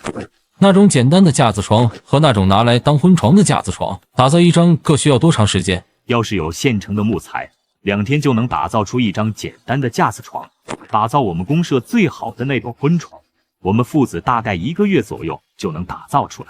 那大衣柜和梳妆台呢？打造一个需要多长时间？大衣柜需要10天左右，梳妆台5天左右。阿表，那这样你们父子帮忙打造一张最好的婚床，另外再打造12张简单的架子床。可惜我有点赶时间，要不然其他家具我都交给你们一起打造了。九叔赶时间的话，我可以请我爸出山，我们祖孙3人一起打造，速度至少可以提升1/3。这样的话，那你们就再帮忙打造3个梳妆台和1张大饭桌吧。没问题，保证以最快的速度，保质保量的完成任务。昌平，田里忙得过来吗？忙得过来，耕田也就插秧和割禾的时候忙了点，其他时间倒是不怎么忙。昌平，我打算把我家的山岭改造成果园，把山上的树木全部砍下，杂草也都割下来，然后再把山岭开垦成梯田的模样。你要是有时间，我1个月给你36块的工钱。有时间的九公，你这是要把山岭改造成果园？这果园能赚钱吗？不错，我觉得以后果园应该会有搞头。等我这边把果树种活了，你也可以跟着搞，应该是能赚到钱的。现在这个年代，没有哪个大队专门种植果树，现有的果树除了野生，就是村民们随意种植，数量并没有多少，所以对于果树种植，邓昌平心中是一点概念都没有。行，有九公做榜样，我到时就跟着学。那就这么说定了，我还另外请了几个人，明天你们就一起上山做工。没问题，九公，没事，我就先回去了。邓昌平前脚刚回去，后脚邓允珠便带着4个人进来。这4个人中年纪最大的叫邓允坤，今年已经48岁，剩下的3个都是年轻力壮的青年，其中2个是邓允坤的儿子，分别叫邓昌栋和邓昌良，剩下的那个青年名叫邓思华。邓世荣之所以挑出这4个人来，主要是因为这4人是全村出了名的人品好。邓世荣便把之前跟邓昌平说过的话又对他们说了一遍。没有问题的话，那你们明天就开始上山做工。没问题的，九叔，明天一早我们就上山动工。那就这么说定了，我还要去找昌才这个木工师傅聊点事，就不跟你们多说了。邓允坤4人闻言打了个招呼，便急急忙忙的离开。他们要赶紧回去跟家人分享这个大喜事。农历8月底，邓世荣在信用社申请的6000块无息贷款便到账，便第一时间就把砖瓦厂的砖瓦钱给结算。九公，你现在用钱的地方多，我这里缓一缓再给也不要紧的。原计划是迟一点再结算的，不过前些天我去信用社贷了笔钱，所以现在手上资金比较充足，就先给你送过来了。九公，你去信用社贷款了？贷款有什么好奇怪的？生产队才刚刚分田到户，我跟允贵承包的钢瓦窑也才干了2个月，哪里赚得到这么多钱？现在国家出了政策支持我们农民发展经济，而且信用社贷款不需要利息，这不比找私人借钱靠谱。邓昌宝敢于第一个承包大队的砖瓦厂，思想观念自然比普通村民强不少。有道理，等我缺资金的时候，我也去贷一笔。在农村的都知道，一点点小事传得飞快，邓世荣贷款的消息也在短时间内传得人尽皆知。邓昌福在得知消息后被惊得目瞪口呆。九公的钢瓦厂生意不是挺好的吗？允太叔这个大钢师傅1个月都有200多块钱的工资，父子俩的收入这么高，九公为什么还要去信用社贷款啊？九公这么做肯定有这么做的道理，你我就不要瞎猜了。有道理，九公正请人把山林改造成果园，说是要种植荔枝树。永英，你说这个有没有搞头？这个我也不懂，整个邦杰大队都没有哪个生产队搞过果园，九公可以说是第一个。你要想知道果园有没有搞头，不如去问问九公。行，那我这就去问问九公，如果这真有搞头，我就跟爸妈说，利用空闲时间把山林改造成果园。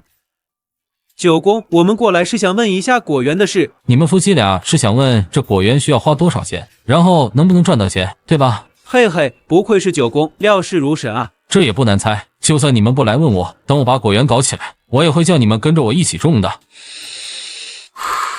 这果园肯定是能赚钱的，不过前期投资需要花不少钱。就拿我家的来说，我已经在外面预定了1000株荔枝苗，就需要花700-800块钱，还有现在山岭的改造，预计要花300到500块钱，还要请人浇水施肥以及打理果园，这又是一笔不小的开支。加起来的话，前期大概需要花1500块钱左右。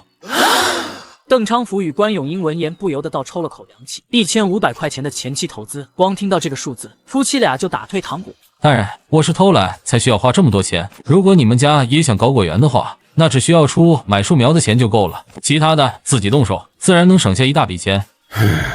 那也得700-800啊，这么多钱投进去，要多久才能赚回来啊？果园赚钱的周期比较长，顺利的话，种植的第2年就可以结果了。当然，第2年只是少量结果，我就按一棵树平均结果5斤来计算，就是5000斤。也就是说，第2年就完全可以收回成本，甚至还可以小小的赚上一笔。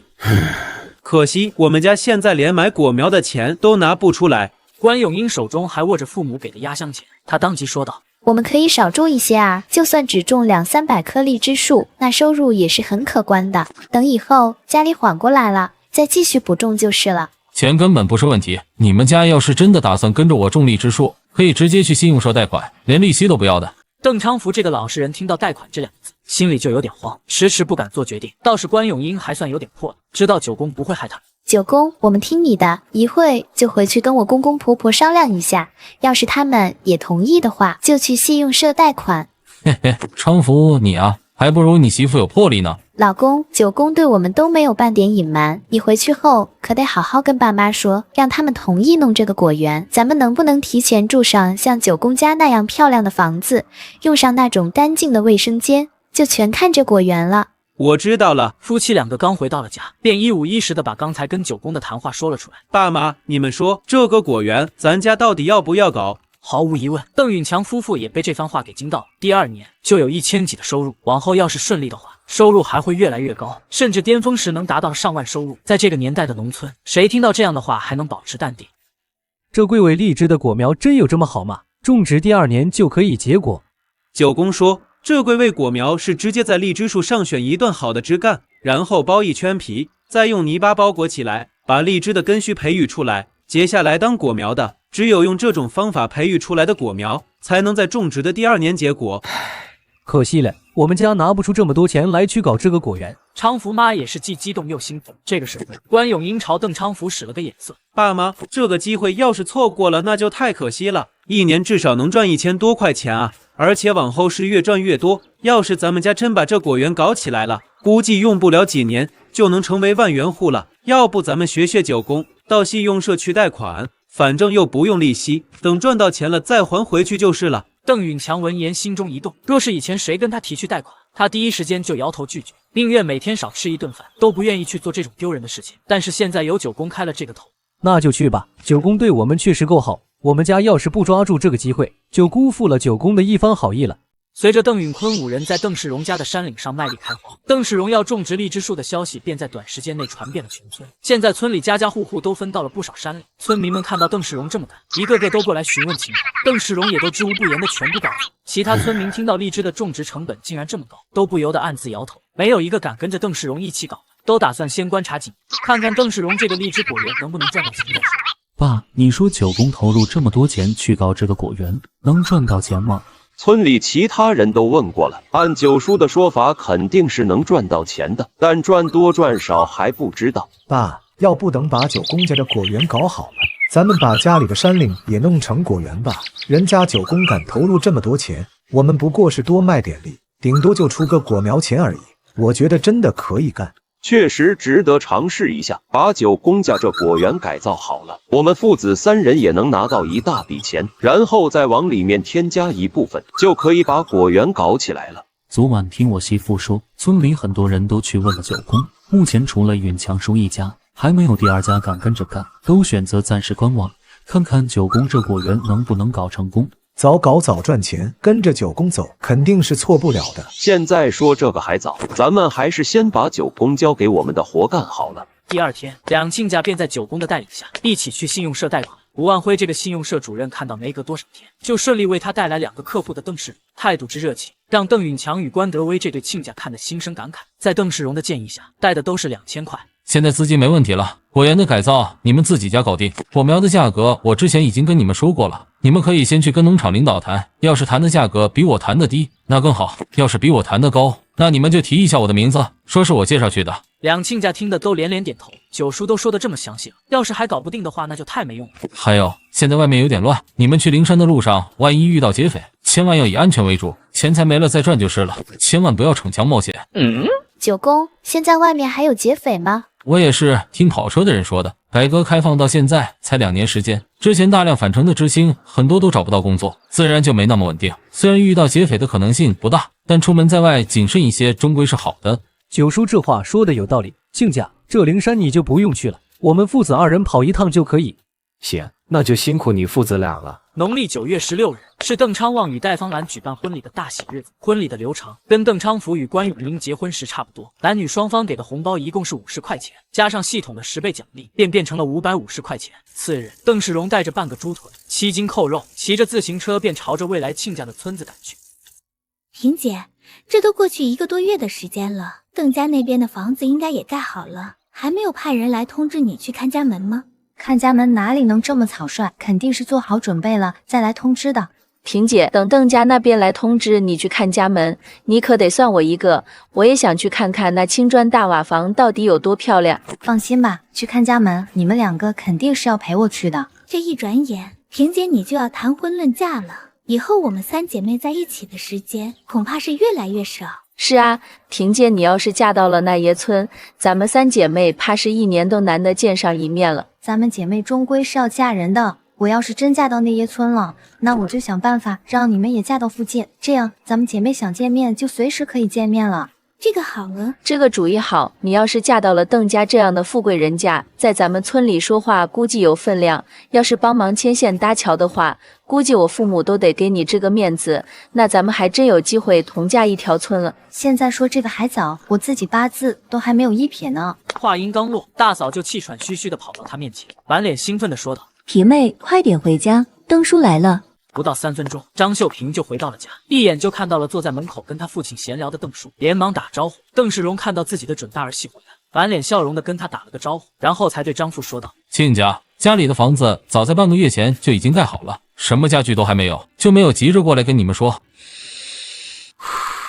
现在家具已经打造好了一部分，估计再过1个月左右就能全部打造完毕，所以我就过来跟你们商量个日子，看看哪天去看家门比较合适。”这个看家门的时间，亲家你看着安排就行，我们这边什么时候都可以。今天是农历9月16，那咱们就定农历10月16那一天吧，正好那天是星期天，我那几个还在读书的孩子都在家，你看可以不？那就定10月16。秀萍见父亲和邓叔定下了看家门的日期，害羞的他就有些坐不住，便起身道：“爸，邓叔，你们聊，我进厨房帮忙。”说完就赶紧溜进了厨房。张秀萍一进去就看到母亲正在切扣肉。妈，咱家哪来的扣肉啊？这是你邓叔带来的扣肉，除了扣肉以外，还有好几斤猪肉呢。你不在外面招呼邓叔，进来这里干嘛？爸跟窦叔把看家门的日子都定下来了，我哪里还好意思坐在那里啊？皮妹，什么时候去看家门？邓叔家的家具大概还要1个月的时间才能全部打造好，所以看家门的时间便定在了1个月以后。也就是农历10月16这一天哦，难怪待了这么长时间。那么气派的青砖大瓦房，再配上崭新的家具，真不知道会漂亮成什么样。张秀萍心中也有些期待，不知道她未来的夫家到底有多漂亮。中午，张家做了一桌丰盛的饭菜来招待邓世荣，吃饱喝足，邓世荣便没有在张家多待，就告辞离去。转眼1个星期又过去了，农历9月24日是邓世荣44岁生日，邓世荣亲自下厨做了一大堆好菜，请了一些关系比较近的大摆宴席。九叔，你这手艺真的是绝了，就算是双旺国营饭店的大厨，恐怕也不过如此。九叔这手艺真的没得说，看来今晚咱们都有口福了。行了，客套话咱们就不说了，大家赶紧坐下来吃饭吧，要不饭菜都凉了。九叔，那我就先祝你生日快乐，寿比南山，福如东海。看到邓允贵带头，村里其他人也都纷纷端起酒碗向邓世荣祝福。邓世荣脸上挂满了笑容，端起酒碗道：“谢谢大家的祝福，大家吃好喝好，今天不醉不归。”喝酒之后，在邓世荣的带头下，众人纷纷开始动团，无一例外都被这一大桌美食给俘虏。我的天啊，原来炸蜂蛹真的这么好吃啊！今天总算是尝到了。爸，这黄炒肉真的太好吃了，味道绝了。这个红烧肉才是真香，肥而不腻，好吃好吃。于是吃到后面，超过半数的人都喝高了，包括邓世荣这个寿星在内。农历9月末，立冬的那一天，那耶学校的期中考试也如期到来。四哥，你语文考得怎么样？唉，没希望了，我肯定是拿不到奖励了。小恒，你考得怎么样？我考得还可以，不出意外的话，分数应该不会低于90。小恒，你说四哥我对你怎么样？四哥对我很好啊，我同学想欺负我，你还帮我揍他了。这次四哥考试没考好，你要是拿到了爸给的奖励，咱们兄弟就一起花好不好？那可不行，这可是我自己努力读书得到的奖励，我要留着自己慢慢花。小恒，我还是不是你的好四哥了？你是我的好四哥，但这是我的钱，我要自己留着。小恒，你自己说吧，到底要什么条件？四哥，你那个弹弓我很喜欢。行，从现在开始，那弹弓归你了。好四哥，那就这么说定了。等我拿到了奖励，咱们就一起花。2天后，期中考试的成绩出来了，邓允松跟邓允华的平均成绩都不到90分，只有邓允恒的成绩达到了92分。邓世荣也兑现他之前的承诺，拿出7块钱递给小儿子。小航要继续努力，争取期末考试得到更多的奖励。爸，我知道了，我会继续努力的。农历10月14日，所有的家具都打造完成。早上6点18分，在噼里啪啦的鞭炮声中，邓世荣带着几个儿女一起搬进了新家。邓世荣带着众客人参观完房子，然后就到客厅去喝茶聊天。九叔，看完你这新房子，再看我家现在的房子，真的跟个猪窝似的。接下来我要攒多点钱，也盖个像九叔你这样的新房子才行。允贵，以你的家底，哪里用得着攒钱？你跟九叔合伙开的钢瓦厂，一个月几百块上千的赚，现在全村就属你们赚得多。队长，你忘了九叔家还有允泰这个大钢师傅呢，我哪里能跟九叔比啊？不过我家的新房子也不用盖这么大，倒是能省不少钱。九叔，你这房子一共花了多少钱啊？其他人闻言都齐刷刷地看向邓世荣。到目前为止，吃喝不计算在内的话，一共花了5000多的现金。此话一出，众人都不由得倒抽了一口凉气。5000多块钱，在现在这个年代的农村，真的是一个天文数字。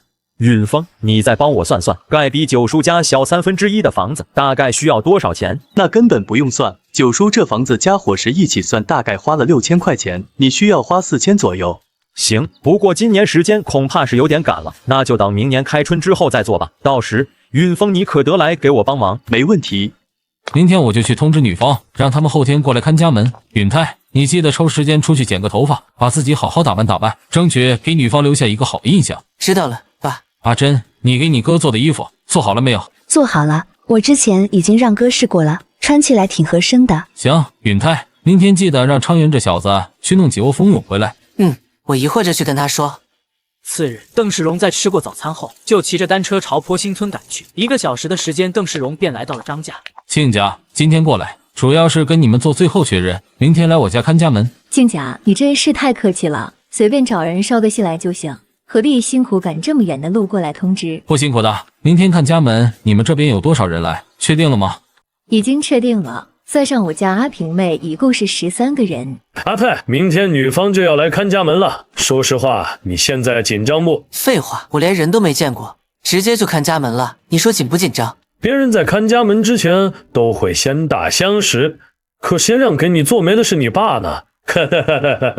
直接就跳过了打相识这一步。不过我可是听你2个妹妹说了，你这对象长得非常漂亮，你就偷着乐吧。阿元，我听我妹说，我那对象身边也是有2个姐妹的，也不知道她那2个小姐妹明天会不会跟着来。要是跟来的话，那你可得瞧好了，要是看上了，就让我爸帮你撮合一下。你这话说的有道理，那我明天得好好瞧瞧啊。次日，父女俩早早赶到谭连路口。谭连路口是龙潭到双旺的必经之路，在这里等待女方一行人是肯定能等到的。爸，你之前在张家有没有跟萍姐说过我们在粉滩上见面聊天的事？没说过，我带你出来迎接她，就是想给她一个惊喜。嘿嘿。恐怕萍姐做梦都没想到，当初在粉滩上遇到的一个小姐妹，就是她未来的小姑子吧？你这嫂子也是聪明人，之前是没往这方面想，可在看到你之后，恐怕就明白了。很正常，毕竟这世上哪有这么巧的事情啊。父女俩一边等待一边闲聊，大概等了有10几分钟的时间。邓世荣远远就看到走过来的一行人，一行人汇合，张秀平、欧国芳、欧国花3人在看到邓允珍笑盈盈的向他们打招呼时，3人瞬间就明白了。珍姐，你哥有你这样的妹妹，真是前世修来的福气啊！我哥也是这么认为的。允珍，当初我教你绑的辫子，你学会了吗？学会了，只是绑的没有萍姐你绑的漂亮自然。双方会合，随便聊了2句，邓世荣便带着女方一行人朝自家方向走去。不一会儿，由青砖大瓦房盖成的房子就映入眼帘，让张家一行人都不由得精神一振，看得眼睛都不眨一下。亲家，我们到了。允泰，我给你介绍一下，这位就是阿平了。阿平，这是我大儿子邓允泰。见到准老婆这么漂亮，邓允泰心中乐开了花，互相害羞的打了个招呼。随后，邓世荣又一一把双方都互相介绍了一遍。等邓世荣带他们进去参观房子的时候，张家一行人再次被震撼到。这就是我家允泰的房子了，我设计的是2房1厅1卫，这一间是他们的婚房，还有一间暂时定为客房，等以后有了孩子，就让孩子们到这个房间睡。众人看着这婚房，都不知怎么形容，实在是太漂亮了。张秀平这个看家门的女主角，想到自己嫁过来以后就能住进这样的房子，拥有这么高档的家具，她的心中也变得火热起来。无论是在什么年代，物质都是婚姻的基础。萍姐，你看这厕所，这可是我爸特地建的，上完厕所把水一冲，比村子那个不知道舒服了多少倍。允珍，这怎么用呢？3个小姐妹一脸期待的看着她，邓允珍一脸骄傲的解释起来怎么操作。那这岂不是没有那种恶心的臭味，再也不担心会掉到那屎壶中了？萍姐，你好幸福，我也想用这种厕所。张家一行人参观完后，时间已经来到中午12点，已经到了午饭时间。来到客厅便看到桌上摆满了各种各样的菜肴，鸡鸭鱼肉样样都有。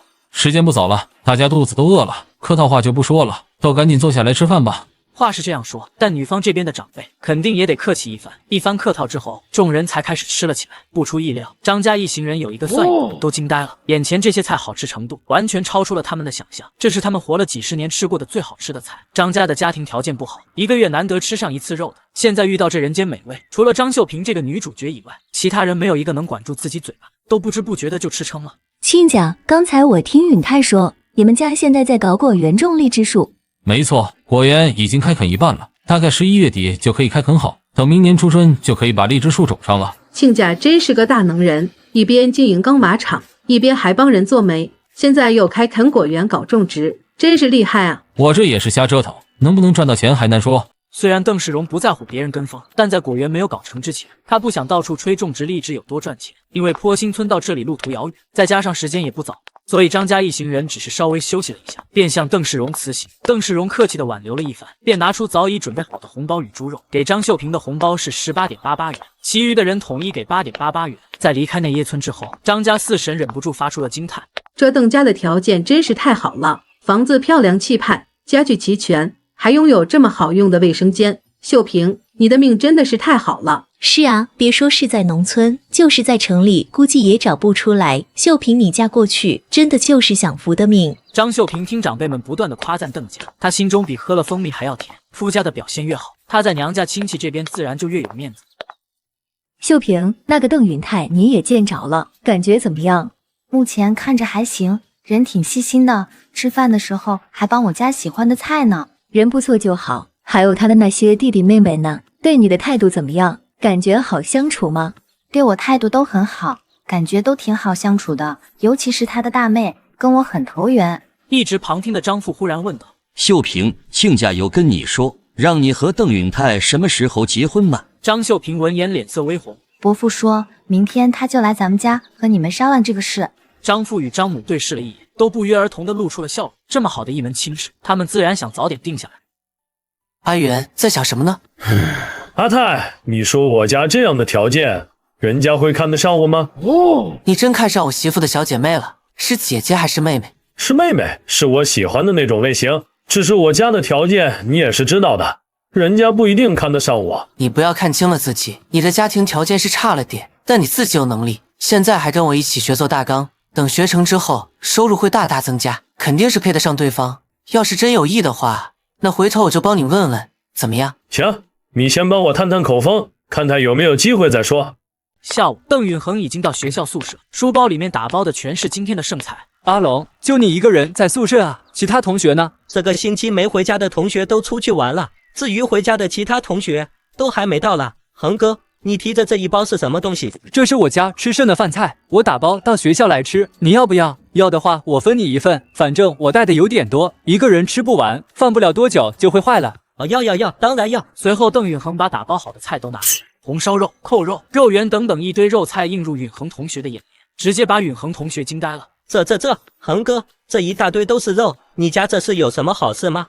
我嫂子来看家门了，我爸开心就多做了一点，没吃完我才能带来学校，嘿嘿，不然你哪来的口福？随着时间一点点推移，到宿舍的同学越来越多，众人惊讶的目光让邓允恒风光了一把。次日，邓世荣来到张家，从口袋里掏出用红纸包裹着的1380块钱，放到桌上，推到张振发面前。亲家，这是我们之前谈好的身价钱，你们先收好。邓世荣随后又从口袋里掏出一张日子单递过去，这是我找大师给他们两个择的吉日，农历11月12号。如果你们没有意见的话，那我们就定在这天为他们操办婚礼。亲家，这婚期定的是不是有点急了？虽然他也恨不得让自家女儿立马嫁到邓家去，但作为女方家长，必要的矜持还是要的。大师说这一天是今年最好的吉日，错过这天就要等到明年了。时间是稍微赶了一点点，但好事不怕早，让他们早点结婚没什么不好的。行吧，既然亲家都这么说了，那我们没意见。在离开张家后，邓世荣没有直接回家，而是骑车前往合浦县靠海的山口公社。邓世荣一方面是想弄点海鲜尝尝鲜，另一方面是下个月娶儿媳妇，打算提前找人预定一批海鲜。老板，这些杀虫跟鱿鱼我要是买的多的话，你能不能算我便宜点啊？阿表，你想要买多少？这就要看老板的优惠程度，要是价格让我满意，我就把你店里的杀虫跟鱿鱼全包了。海鲜店老板闻言心中一震，这是大客户啊！他强忍着心中的激动，默默盘算了一下。阿表，杀虫算你3.4元一斤，鱿鱼3.8元一斤，怎么样？咦，老板，你这里没有螃蟹、虾和泥虫这些鲜货卖吗？这些鲜货平时买的客人很少，但虚日的时候那肯定是有的。老板，这杀虫跟鱿鱼，你再给我便宜点。下个月我儿子结婚，还需要大量的螃蟹、虾和泥虫这些鲜货。阿表，你说的是真的？当然是真的，但是你要给我最便宜的价格，要不然我随便去找几家农户合作，相信他们也是能满足我要求的。杀虫我算你3.3元一斤，鱿鱼3.6元一斤。阿表，我跟你说句实在话，这是我能给出的最低价格，再便宜的话我就要亏本了。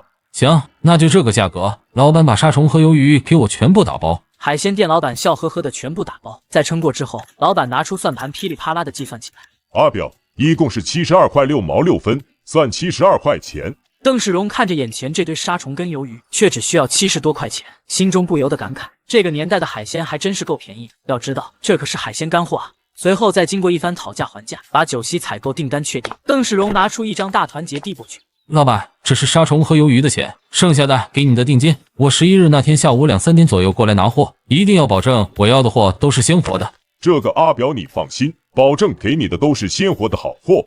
处理好事情后，邓世荣便骑着自行车往家赶。等邓世荣回到家，已经是下午4点多了。爸，你拿的这是什么东西啊？刚买的杀虫跟鱿鱼，你拿个篮子吊起来，避免老鼠偷吃。鱿鱼我还是第一次听说，这东西好吃吗？那当然，炸鱿鱼那是最好的下酒菜之一，就是吃多了容易上火。允真，你拿3、4条去洗洗，等会我就炸给你们几兄妹尝尝。清洗好鱿鱼后，几兄妹还是像以前一样围着父亲坐。这鱿鱼放进去炸的时候，它会立刻卷起来，这个时候就要用锅铲把它给定住，不给它卷起来，否则就只能炸一面，卷起来的那一面炸不到，受热不均匀，口感自然就没那么好。邓允真目不转睛地看着父亲操作，只见父亲把鱿鱼定住后，稍微炸了几秒钟，那一面已经被炸得呈金黄色，便翻转到另一面再炸上几秒钟，直到两面都炸得金黄，便用筷子把它夹起来放到旁边的碗中。鱿鱼炸成这个颜色就可以了。阿珍，最后一条你来试试看。接下来，邓允真便重复父亲之前的动作，虽然操作起来没有父亲那么轻松，但火候的把控还是很到位。炸好的鱿鱼颜色并没有太大区别。炸得不错，锅里剩下的油，另外用东西把它盛起来。我要趁热把鱿鱼给撕好。5分钟后，4盘炸鱿鱼丝已经摆在餐桌上。邓允泰用筷子夹起一条，放进口里慢慢的咀嚼，结果越嚼越香。这味道真是太棒了，鱿鱼配酒，还真不比炸蜂蛹差。炸鱿鱼是不比炸蜂蛹差，但炸蜂蛹百吃不厌，炸鱿鱼偶尔吃一次会很好吃，可若是经常吃的话，就没开始那么惊艳了。这炸鱿鱼的味道确实很好，香味中带着一股清甜，让人吃了一条还想吃第二条。可惜吃多了容易上火。这东西比零食都好吃，至于上火，那不是很简单吗？调点丹竹水喝就可以了。放心吃吧，一会我去调丹竹水，回头你们一人喝几口，就不用怕上火了。听到这话，众儿女便不再顾忌，享受着这美味的炸鱿鱼。而邓世荣与邓允泰一人倒了半碗米酒，聊一聊家长里短。这种儿女陪伴在身边的惬意生活，正是邓世荣前世一直在追求的东西。次日，当瓦厂迎来了第4次发工资，所有人脸上都挂着笑容。有了这么多钱进账，感觉就是再辛苦都值得。邓允泰照例留下几块钱零花，就把其余的工钱递交给父亲。这次就不用上交了，明天你跟阿平妹去登记。俗话说，钱是英雄胆，不管什么时候，男人身上都要有钱。爸，明天自行车给我用一下。你小子自己去骑就行了。钢瓦厂的工人听到明天邓允泰要和张秀萍去登记，大家都不意外，一个个都过来跟邓允泰说声恭喜。与此同时，邓昌元把今天领到的60块工钱全部上交给他的母亲。昌元，这钱妈收着给你娶媳妇用。听到娶媳妇，邓昌元脑海中就冒出了某个姑娘的影子，也不知道这姑娘到底能不能看上他。妈，你现在手上存了多少钱了？你问这个干嘛？允泰叔下个月他就结婚了，我想知道，要是我明年娶媳妇的话，妈你存的钱够不够给人家女方身价钱的？现在妈手上的钱勉强够给女方身价钱吧，但结婚支出不止身价钱，算起来还有不小的缺口。不过现在你每个月都有60块，再攒几个月，到明年的下半年就可以请九公帮你物色个对象。邓昌元闻言不由得叹了口气，他这4个月已经上交了240块钱，结果还要他再领上好几个月的工资，才有钱给他娶媳妇。自家的经济条件真是让人一言难尽啊！第二天，邓允泰早早的就起来，换上一身干净的衣服，匆匆吃完早餐后，就骑着家里的单车前往龙潭，按照约定来到供销社门口。没等多久，张秀萍便出现在邓允泰的面前。泰哥，让你久等了。没等多久，我也才刚到。吃早餐了吗？我已经吃过了，你吃过没有？我也吃过了，那咱们就出发。随后，邓允泰带着张秀萍赶去松山公社，载着一个人连续踩了40-50分钟的车。邓允泰不仅不觉得累，还觉得这路太近，不到半个小时，两人就拿到了属于他们的结婚证。邓允泰明显感觉，两人在拿到结婚证的那一刻，张秀萍对他的态度都亲近了很多。萍妹，肚子饿了吧？想吃点什么？我都可以的，你想吃什么我就吃什么。这夫唱妇随的模样，让邓允泰异常兴奋。那咱们就去国营饭店看看这里的大厨手艺怎么样。泰哥，国营饭店里的太贵，咱们找个路边摊随便吃点就行了。这可是咱们领证后吃的第一顿饭，不能太马虎了。你放心，我现在做大纲的收入还不错，不说天天到国营饭店吃，但隔3差5去吃一顿，还是吃得起的。张秀萍想想夫家那雄厚的经济条件，也就不再多说什么。中午，松山高中，邓允恒跟朱成龙一起前往食堂准备吃饭。恒哥，你还要酸菜吗？那就给我8点，我再去食堂买点肉跟青菜回来一起吃。恒哥，肉跟青菜你自己吃就行了，我这段时间沾你的光已经吃了不少肉，我这瓶炖酸菜有不少油水，吃着味道还可以。等这瓶酸菜吃完，你再接济我吧。邓允恒刚想回话，便听到了大哥的声音：允恒，大哥、大嫂，你们怎么来了？我跟你大嫂正好来公社办事，顺便过来看看你。这是你的同学吗？大哥好，我是恒哥的同学，我叫朱成龙。朱同学你好。跟朱成龙打过招呼后，张秀萍便把手中打包好的饭菜递给邓允恒。允恒，这是我们给你带的饭菜。太好了，正好这段时间饭堂吃腻了，就想着这个星期回家改善一下伙食。没想到你们就给了我一个惊喜，不知道爸做了什么好吃的。这不是爸做的，是我们在国营饭店给你打包的饭菜。趁现在饭菜还没有凉，你赶紧拿去跟同学一起吃吧，我们也要回去了。随后，邓允泰又带着张秀萍一起去选布，请裁缝给张秀萍做几身新衣服。等弄完这些后，已经到了下午3点。好了，泰哥，我已经到了，你赶紧回去吧。对了，你那天来看家门，还记得我跟你说过的那个跟我一起从小玩到大的朋友邓昌元不？记得啊，他怎么了？我这个朋友，他看上你那小姐妹欧国花了，想让你帮忙探探你那位小姐妹的口风，看看他们2个有没有在一起的可能。我明白了，你跟我简单说说你这好朋友的情况，等会我回去就问问我那小姐妹，看看她有没有这方面的意思。随后，邓允泰便简单把邓昌元的家庭情况说了一遍。听着听着，张秀萍不由得微微皱了皱眉。泰哥，阿元这条件还真是有点差啊，就算我那个小姐妹愿意嫁他，可他让自己老婆住哪里啊？总不能跟小叔子住一个房间吧？那像什么话？这个倒不用担心，如果阿元娶老婆了，那他弟弟就去跟他父母挤一个房间，把这个房间留给阿元夫妻。泰哥，你这让我怎么跟我小姐妹说啊？阿元他家的条件是差了点，但咱们看人不能只看眼前。阿元现在1个月有60块的工钱，而且已经算半个大纲师傅了，以后工钱肯定不会低。再说了，他们2人都是跟我们一起长大的，我们肯定也不能袖手旁观的，你说是不是？这一番话倒是说动了张秀萍。那我回去就跟他说说，要是他觉得阿元不错的话，那咱们就帮忙撮合一下。那就麻烦萍妹帮阿元那家伙美言几句了，要是真成了，你在村里也有个能说知心话的人，是不？我尽量，能不能成就看他们的缘分了。接下来2人又闲聊了几句，邓允泰才向张秀萍道别，骑着单车往家里赶去。怎么样，事情办得顺利吗？一切顺利，这是我们的结婚证。哥，拿来给我看看。就一张结婚证，有什么好看的？3个月前，我跟爸才第一次见到萍姐，这转眼间她就成为我真正的嫂子了。这时间过得可真快啊！时间过得是快，再过个1年或2年，也轮到你结婚了。哼，我可不想结婚那么早，我还想跟着咱爸多享几年福呢。呵呵，这老话说，女大不中留，留下结冤仇。再过2年，恐怕你就不是这样的想法了。我肯定是不会变的，在家里过得多舒服啊，吃得好，住得好。我可不想那么快嫁人去受苦。阿珍，你放心吧，爸一定帮你物色个好对象，让你嫁过去享福。萍姐，你这结婚证也拿了，那你们就是合法夫妻，初为人妻的感觉怎么样？不就领了个结婚证明吗？哪有什么不一样啊？你们就没有牵个小手或者那个吗？想什么呢，阿花？我跟你说个正经事，那天你们陪我去看家门，你还记得跟在泰哥身边那个叫阿元的吗？记得啊，怎么了？你感觉那个阿元怎么样？听到这里，欧国芳与欧国花回过味来了。萍姐，是不是那个阿元看上我们家阿花了？不错，不知道阿花你对他的感觉怎么样？这个我那天没有太过关注，除了感觉这人对我们挺热情外，就没其他什么感觉了。那我就跟你说说他的情况，你看看要不要跟他进一步接触。如果觉得还可以的话，你要是也嫁到那耶村去，那咱们以后就可以像现在这样天天聚到一起了。张秀平便把邓昌元的情况修饰一番后说了出来，事关自己的终身大事。欧国花一时间却有些拿不定主意，便干脆征求2位姐姐的意见。2位姐姐，你们觉得呢？我觉得还不错，虽然现在家境差了一点，但前途无限了。阿花，我觉得行，虽然说是前面1、2年要受点苦，但那也只是说说而已。我跟你姐夫难道真能眼睁睁地看着你们受苦啊？那行，我听你们的。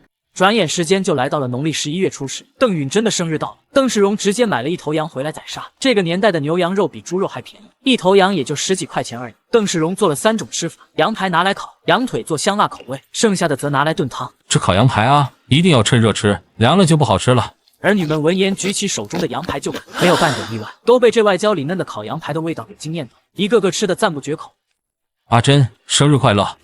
谢谢爸。邓允泰与其他弟弟妹妹纷纷向邓允珍送上生日祝福，邓世荣则从口袋里掏出一个早就准备好的红包，递给大女儿。阿珍，从今天开始，你就是一位成年人了，这是爸给你的成人红包。邓允珍满脸笑容的伸手接过红包，再次向父亲道谢。一家人热热闹闹过了一天。次日早上，邓世荣便开始杀猪了。吃过午餐，邓世荣便骑车前往坡新村，给女方家送东西。1头大猪只留下内脏，其余的全部给女方家送去。除此之外，还有6只鸡、6只鸭，取66大顺之意。下午1点半，邓世荣就抵达目的地。在看清楚亲家送过来的东西后，哪怕是有一定心理准备的张振发，都不由得大吃一惊。鸡6只，鸭6只，还有上百斤的猪肉，这出手实在是太大方。亲家，你们村到我们村路途遥远，我明天请了一辆拖拉机过来接亲，这样你们这边的时间就不用那么赶，10点以后再出门都没问题。还得是亲家你想的周到，我刚才还在头痛明天多少点开席，多少点让我家阿平妹出门呢。邓世荣在跟张振发说完正事后，又闲聊了几分钟，打了个招呼，便匆匆忙忙的骑车去海鲜店提取之前预定的海鲜。阿表，你来的正好，我这边刚好把你需要的东西准备妥当，你看看满不满意？满意满意。老板，你帮我把东西装好后，还得麻烦你帮忙送到前面那条公路，我要在那里等车一起回去，要不然我一辆单车可没办法把这么多东西运回去。这个当然没问题。20分钟后，邓世荣看到四下无人，便把东西全部收进了系统空间，轻轻松松地骑着单车走人。回到家的时候，已经是下午5点钟，家里已经把第2头猪给杀了，所有的亲戚朋友也都已经到来，聊天的聊天，做事的做事。看到邓世荣回来，都纷纷向他打招呼。爸，怎么这么晚才回来？去了一趟山口，让人把我订的海鲜送来，所以回来晚了。饭菜做好了没？已经做的差不多了，一会儿就可以吃饭。那你去招呼亲戚朋友们，准备吃饭吧。第2天，张秀平早早便起来，洗漱换上红色嫁衣后，便拿出20块钱放到凳子上，然后拿一块布压住。根据习俗，这部分钱自然是留给他弟弟的。秀平，你打小就懂事，一直都是妈妈心中最听话的孩子。唉，可惜爸爸妈妈没有本事，只送你读了几年的小学。妈，你可别这么说，你们能送我去学校读了几年书，让我认识了字，不至于像村里不少姐妹一样大字都不识一个，我已经很感激了。当时送你去读书，你奶奶还骂我们说是浪费钱呢。事实证明我们是对的，要不然就算你长得再漂亮，大字都不识一个的话，恐怕人家邓家也看不上你。这倒是真的，还有感谢你跟我爸没有草率把我嫁出去，要不然之前没人上门的时候，人家男方给的身价钱也不低，要不是你们一直坚持，那我同样没有今天。哎，你不怪我们就好，我跟你爸也是没办法，为了娶你2个嫂子，我们家那点家底早就掏空了，实在是没有余力帮你2个弟弟娶老婆，就只能把希望寄托在你的身上。母女俩聊了一会后，张母便出去端了晚饭进来，饭面上赫然是一只鸡腿。秀平，今天你是新娘，等到了婆家肯定会很忙，基本上是没时间让你吃东西的，所以趁现在多吃点，免得到时肚子饿得难受。张秀平是知道出嫁规矩的，此时看到饭面上的那只鸡腿，心中忽然就抽了一下，一股要与过去分割的感觉就浮上了心头。张秀平的眼睛变红了。妈，我舍不得你。秀平，妈也舍不得你。说着说着，母女俩都控制不住的流泪了。半晌，张母才收拾好心情。好了，今天是你大喜的日子，我们应该高兴才对。而且你婆家有单车，以后想爸妈了就骑车回来看看我们。妈，你放心，我会经常回来看你们的。吃过饭后，张秀萍在母亲的搀扶下起身，弟弟张守军便接着坐了下去，一直到姐姐出门了，张守军才把屁股下面的布以及20块钱收起来，交给母亲后，就和2位哥哥与弟弟一起抬姐姐的嫁妆。看到女儿远去的背影，张振发只感眼角有些发酸。上午10点，一辆贴着大红喜字的中型拖拉机便停在龙潭围的路口，瞬间就引起了众人的围观。大概等了10几分钟，众人便看到新娘在7、8个人的护送下走了过来，后面还有几个人帮忙抬嫁妆。在看清楚新娘相貌的那一刻，围观的众人都不由得瞪大了眼睛。我的天哪，这新娘也太漂亮了吧，跟电影里面那些漂亮的女主角一样。难怪新郎那边会动用拖拉机来接新娘，能娶到这么漂亮的新娘，这新郎家的条件用屁股想都知道差不到哪里去。在围观群众的议论声中，邓允泰这个新郎官接到了他的新娘。这一刻的邓允泰就感觉像是在做梦一样，他一一向送嫁客们打招呼，然后从口袋中掏出一个红包塞给张秀萍这个新娘。新娘上车后，车子启动离去，围观群众也慢慢散去。当天有拖拉机在龙潭接新娘的消息，便在龙潭公社各个大队流传开来，尤其是美貌的新娘让人津津乐道。走完接亲流程后，接着是给父母敬茶，新娘这个时候也要改口了。爸爸，您喝茶。看到自己亲自挑选的大儿媳俏生生的站在他面前，恭恭敬敬的给他敬茶，邓世荣心中乐开了花，从大儿媳手中接过茶喝了一口，才把茶杯递回去。邓世荣掏出早已准备好的大红包递给大儿媳，祝你们新婚愉快，百年好合，甜甜蜜蜜，早生贵子。谢谢爸爸。在给父母敬茶后，新娘就被送入洞房，然后跟新郎一起饮交杯酒。邓允泰与张秀萍双臂相勾，双目对视的时候，心都不由自主的加速跳动起来。而邓世荣在喝过大儿媳敬的茶后，就进入厨房忙碌起来。今天他是宴席上的大厨，11点58分准时开席。各位亲家表，今天的菜比较足，大家慢点吃，还有大把好货在后面呢，别一下子把肚子给吃饱了，等会那些靓菜上来就吃不下，那可就太遗憾了。众客人纷纷表示收到，一个个都不由得放缓了吃喝的速度。邓允泰与张秀萍则开始挨桌敬茶。没等多久，邓世荣特意留在后面做的海鲜便一一端了上来。最先上的是香辣蟹，我的天啊，这螃蟹竟然这么好吃！这味道真是好吃到没办法用语言来形容，这玩意不管是下酒还是送饭，都是一绝啊！河里那些小螃蟹能做出这样的味道吗？应该不能吧，那种小螃蟹哪有什么肉啊？亲家公这手艺真的是绝了，上次来看家门就已经知道，但万万没有想到，这看起来长得挺丑的螃蟹，竟然能做出这样的美味。难怪亲家公说好货都在后面，让大家慢点吃，留点肚子。张四婶吃得满嘴流油，虽然她吃不得辣，时不时的要吐舌头出来吸一下气，但不管有多辣，她都不肯放下手中的螃蟹。可想而知这螃蟹有多美味了。其他人也都是边吃边赞，这一道香辣蟹一出，直接就征服了在场的所有客人。真是难以置信啊！这泥虫长得这么丑，味道竟然这么好吃。古话说人不可貌相，看来这泥虫也不可貌相。九叔说这泥虫只要3毛钱1斤，可惜咱们双旺没有卖，要到山口公社那边才有卖，要不然隔3差5的买点回来改善一下伙食，那该多好啊！谁说不是呢？这味道真是绝了，而且价格又不贵，可惜双旺没有卖。不得不说，住在海边的人真是幸福啊！不管是什么宴席，最后一道菜必然是扣肉，只要扣肉一上，那代表就上齐菜了。在连续上了3道海鲜后，没过多久，扣肉便端上了桌。邓世荣跟大女儿也从厨房里走了出来。各位亲家表，大家都吃好喝好哈。打了一圈招呼后，邓世荣才回到自家人坐的那一桌，准备开吃。爸爸，你今天辛苦了，快坐下来吃饭吧，我已经帮你盛好饭了。不辛苦，你也忙了半天了，赶紧吃吧，一会还要送客呢。爸，这泥虫的味道真是绝了，又鲜美又爽口。我感觉还是这香辣蟹好吃，辣度刚刚合适，味道更是越嚼越香。我还是喜欢这生煎大虾，满满的一口虾肉下去，又香又甜，真是越吃越想吃。嫂子，你觉得哪样好吃？都好吃，爸这手艺真的没得说，做出来的每一道菜都是人间美味。哈哈，好吃你们就多吃点。阿平妹，从今天开始咱们就是一家人了，不用拘束，想吃什么就吃什么。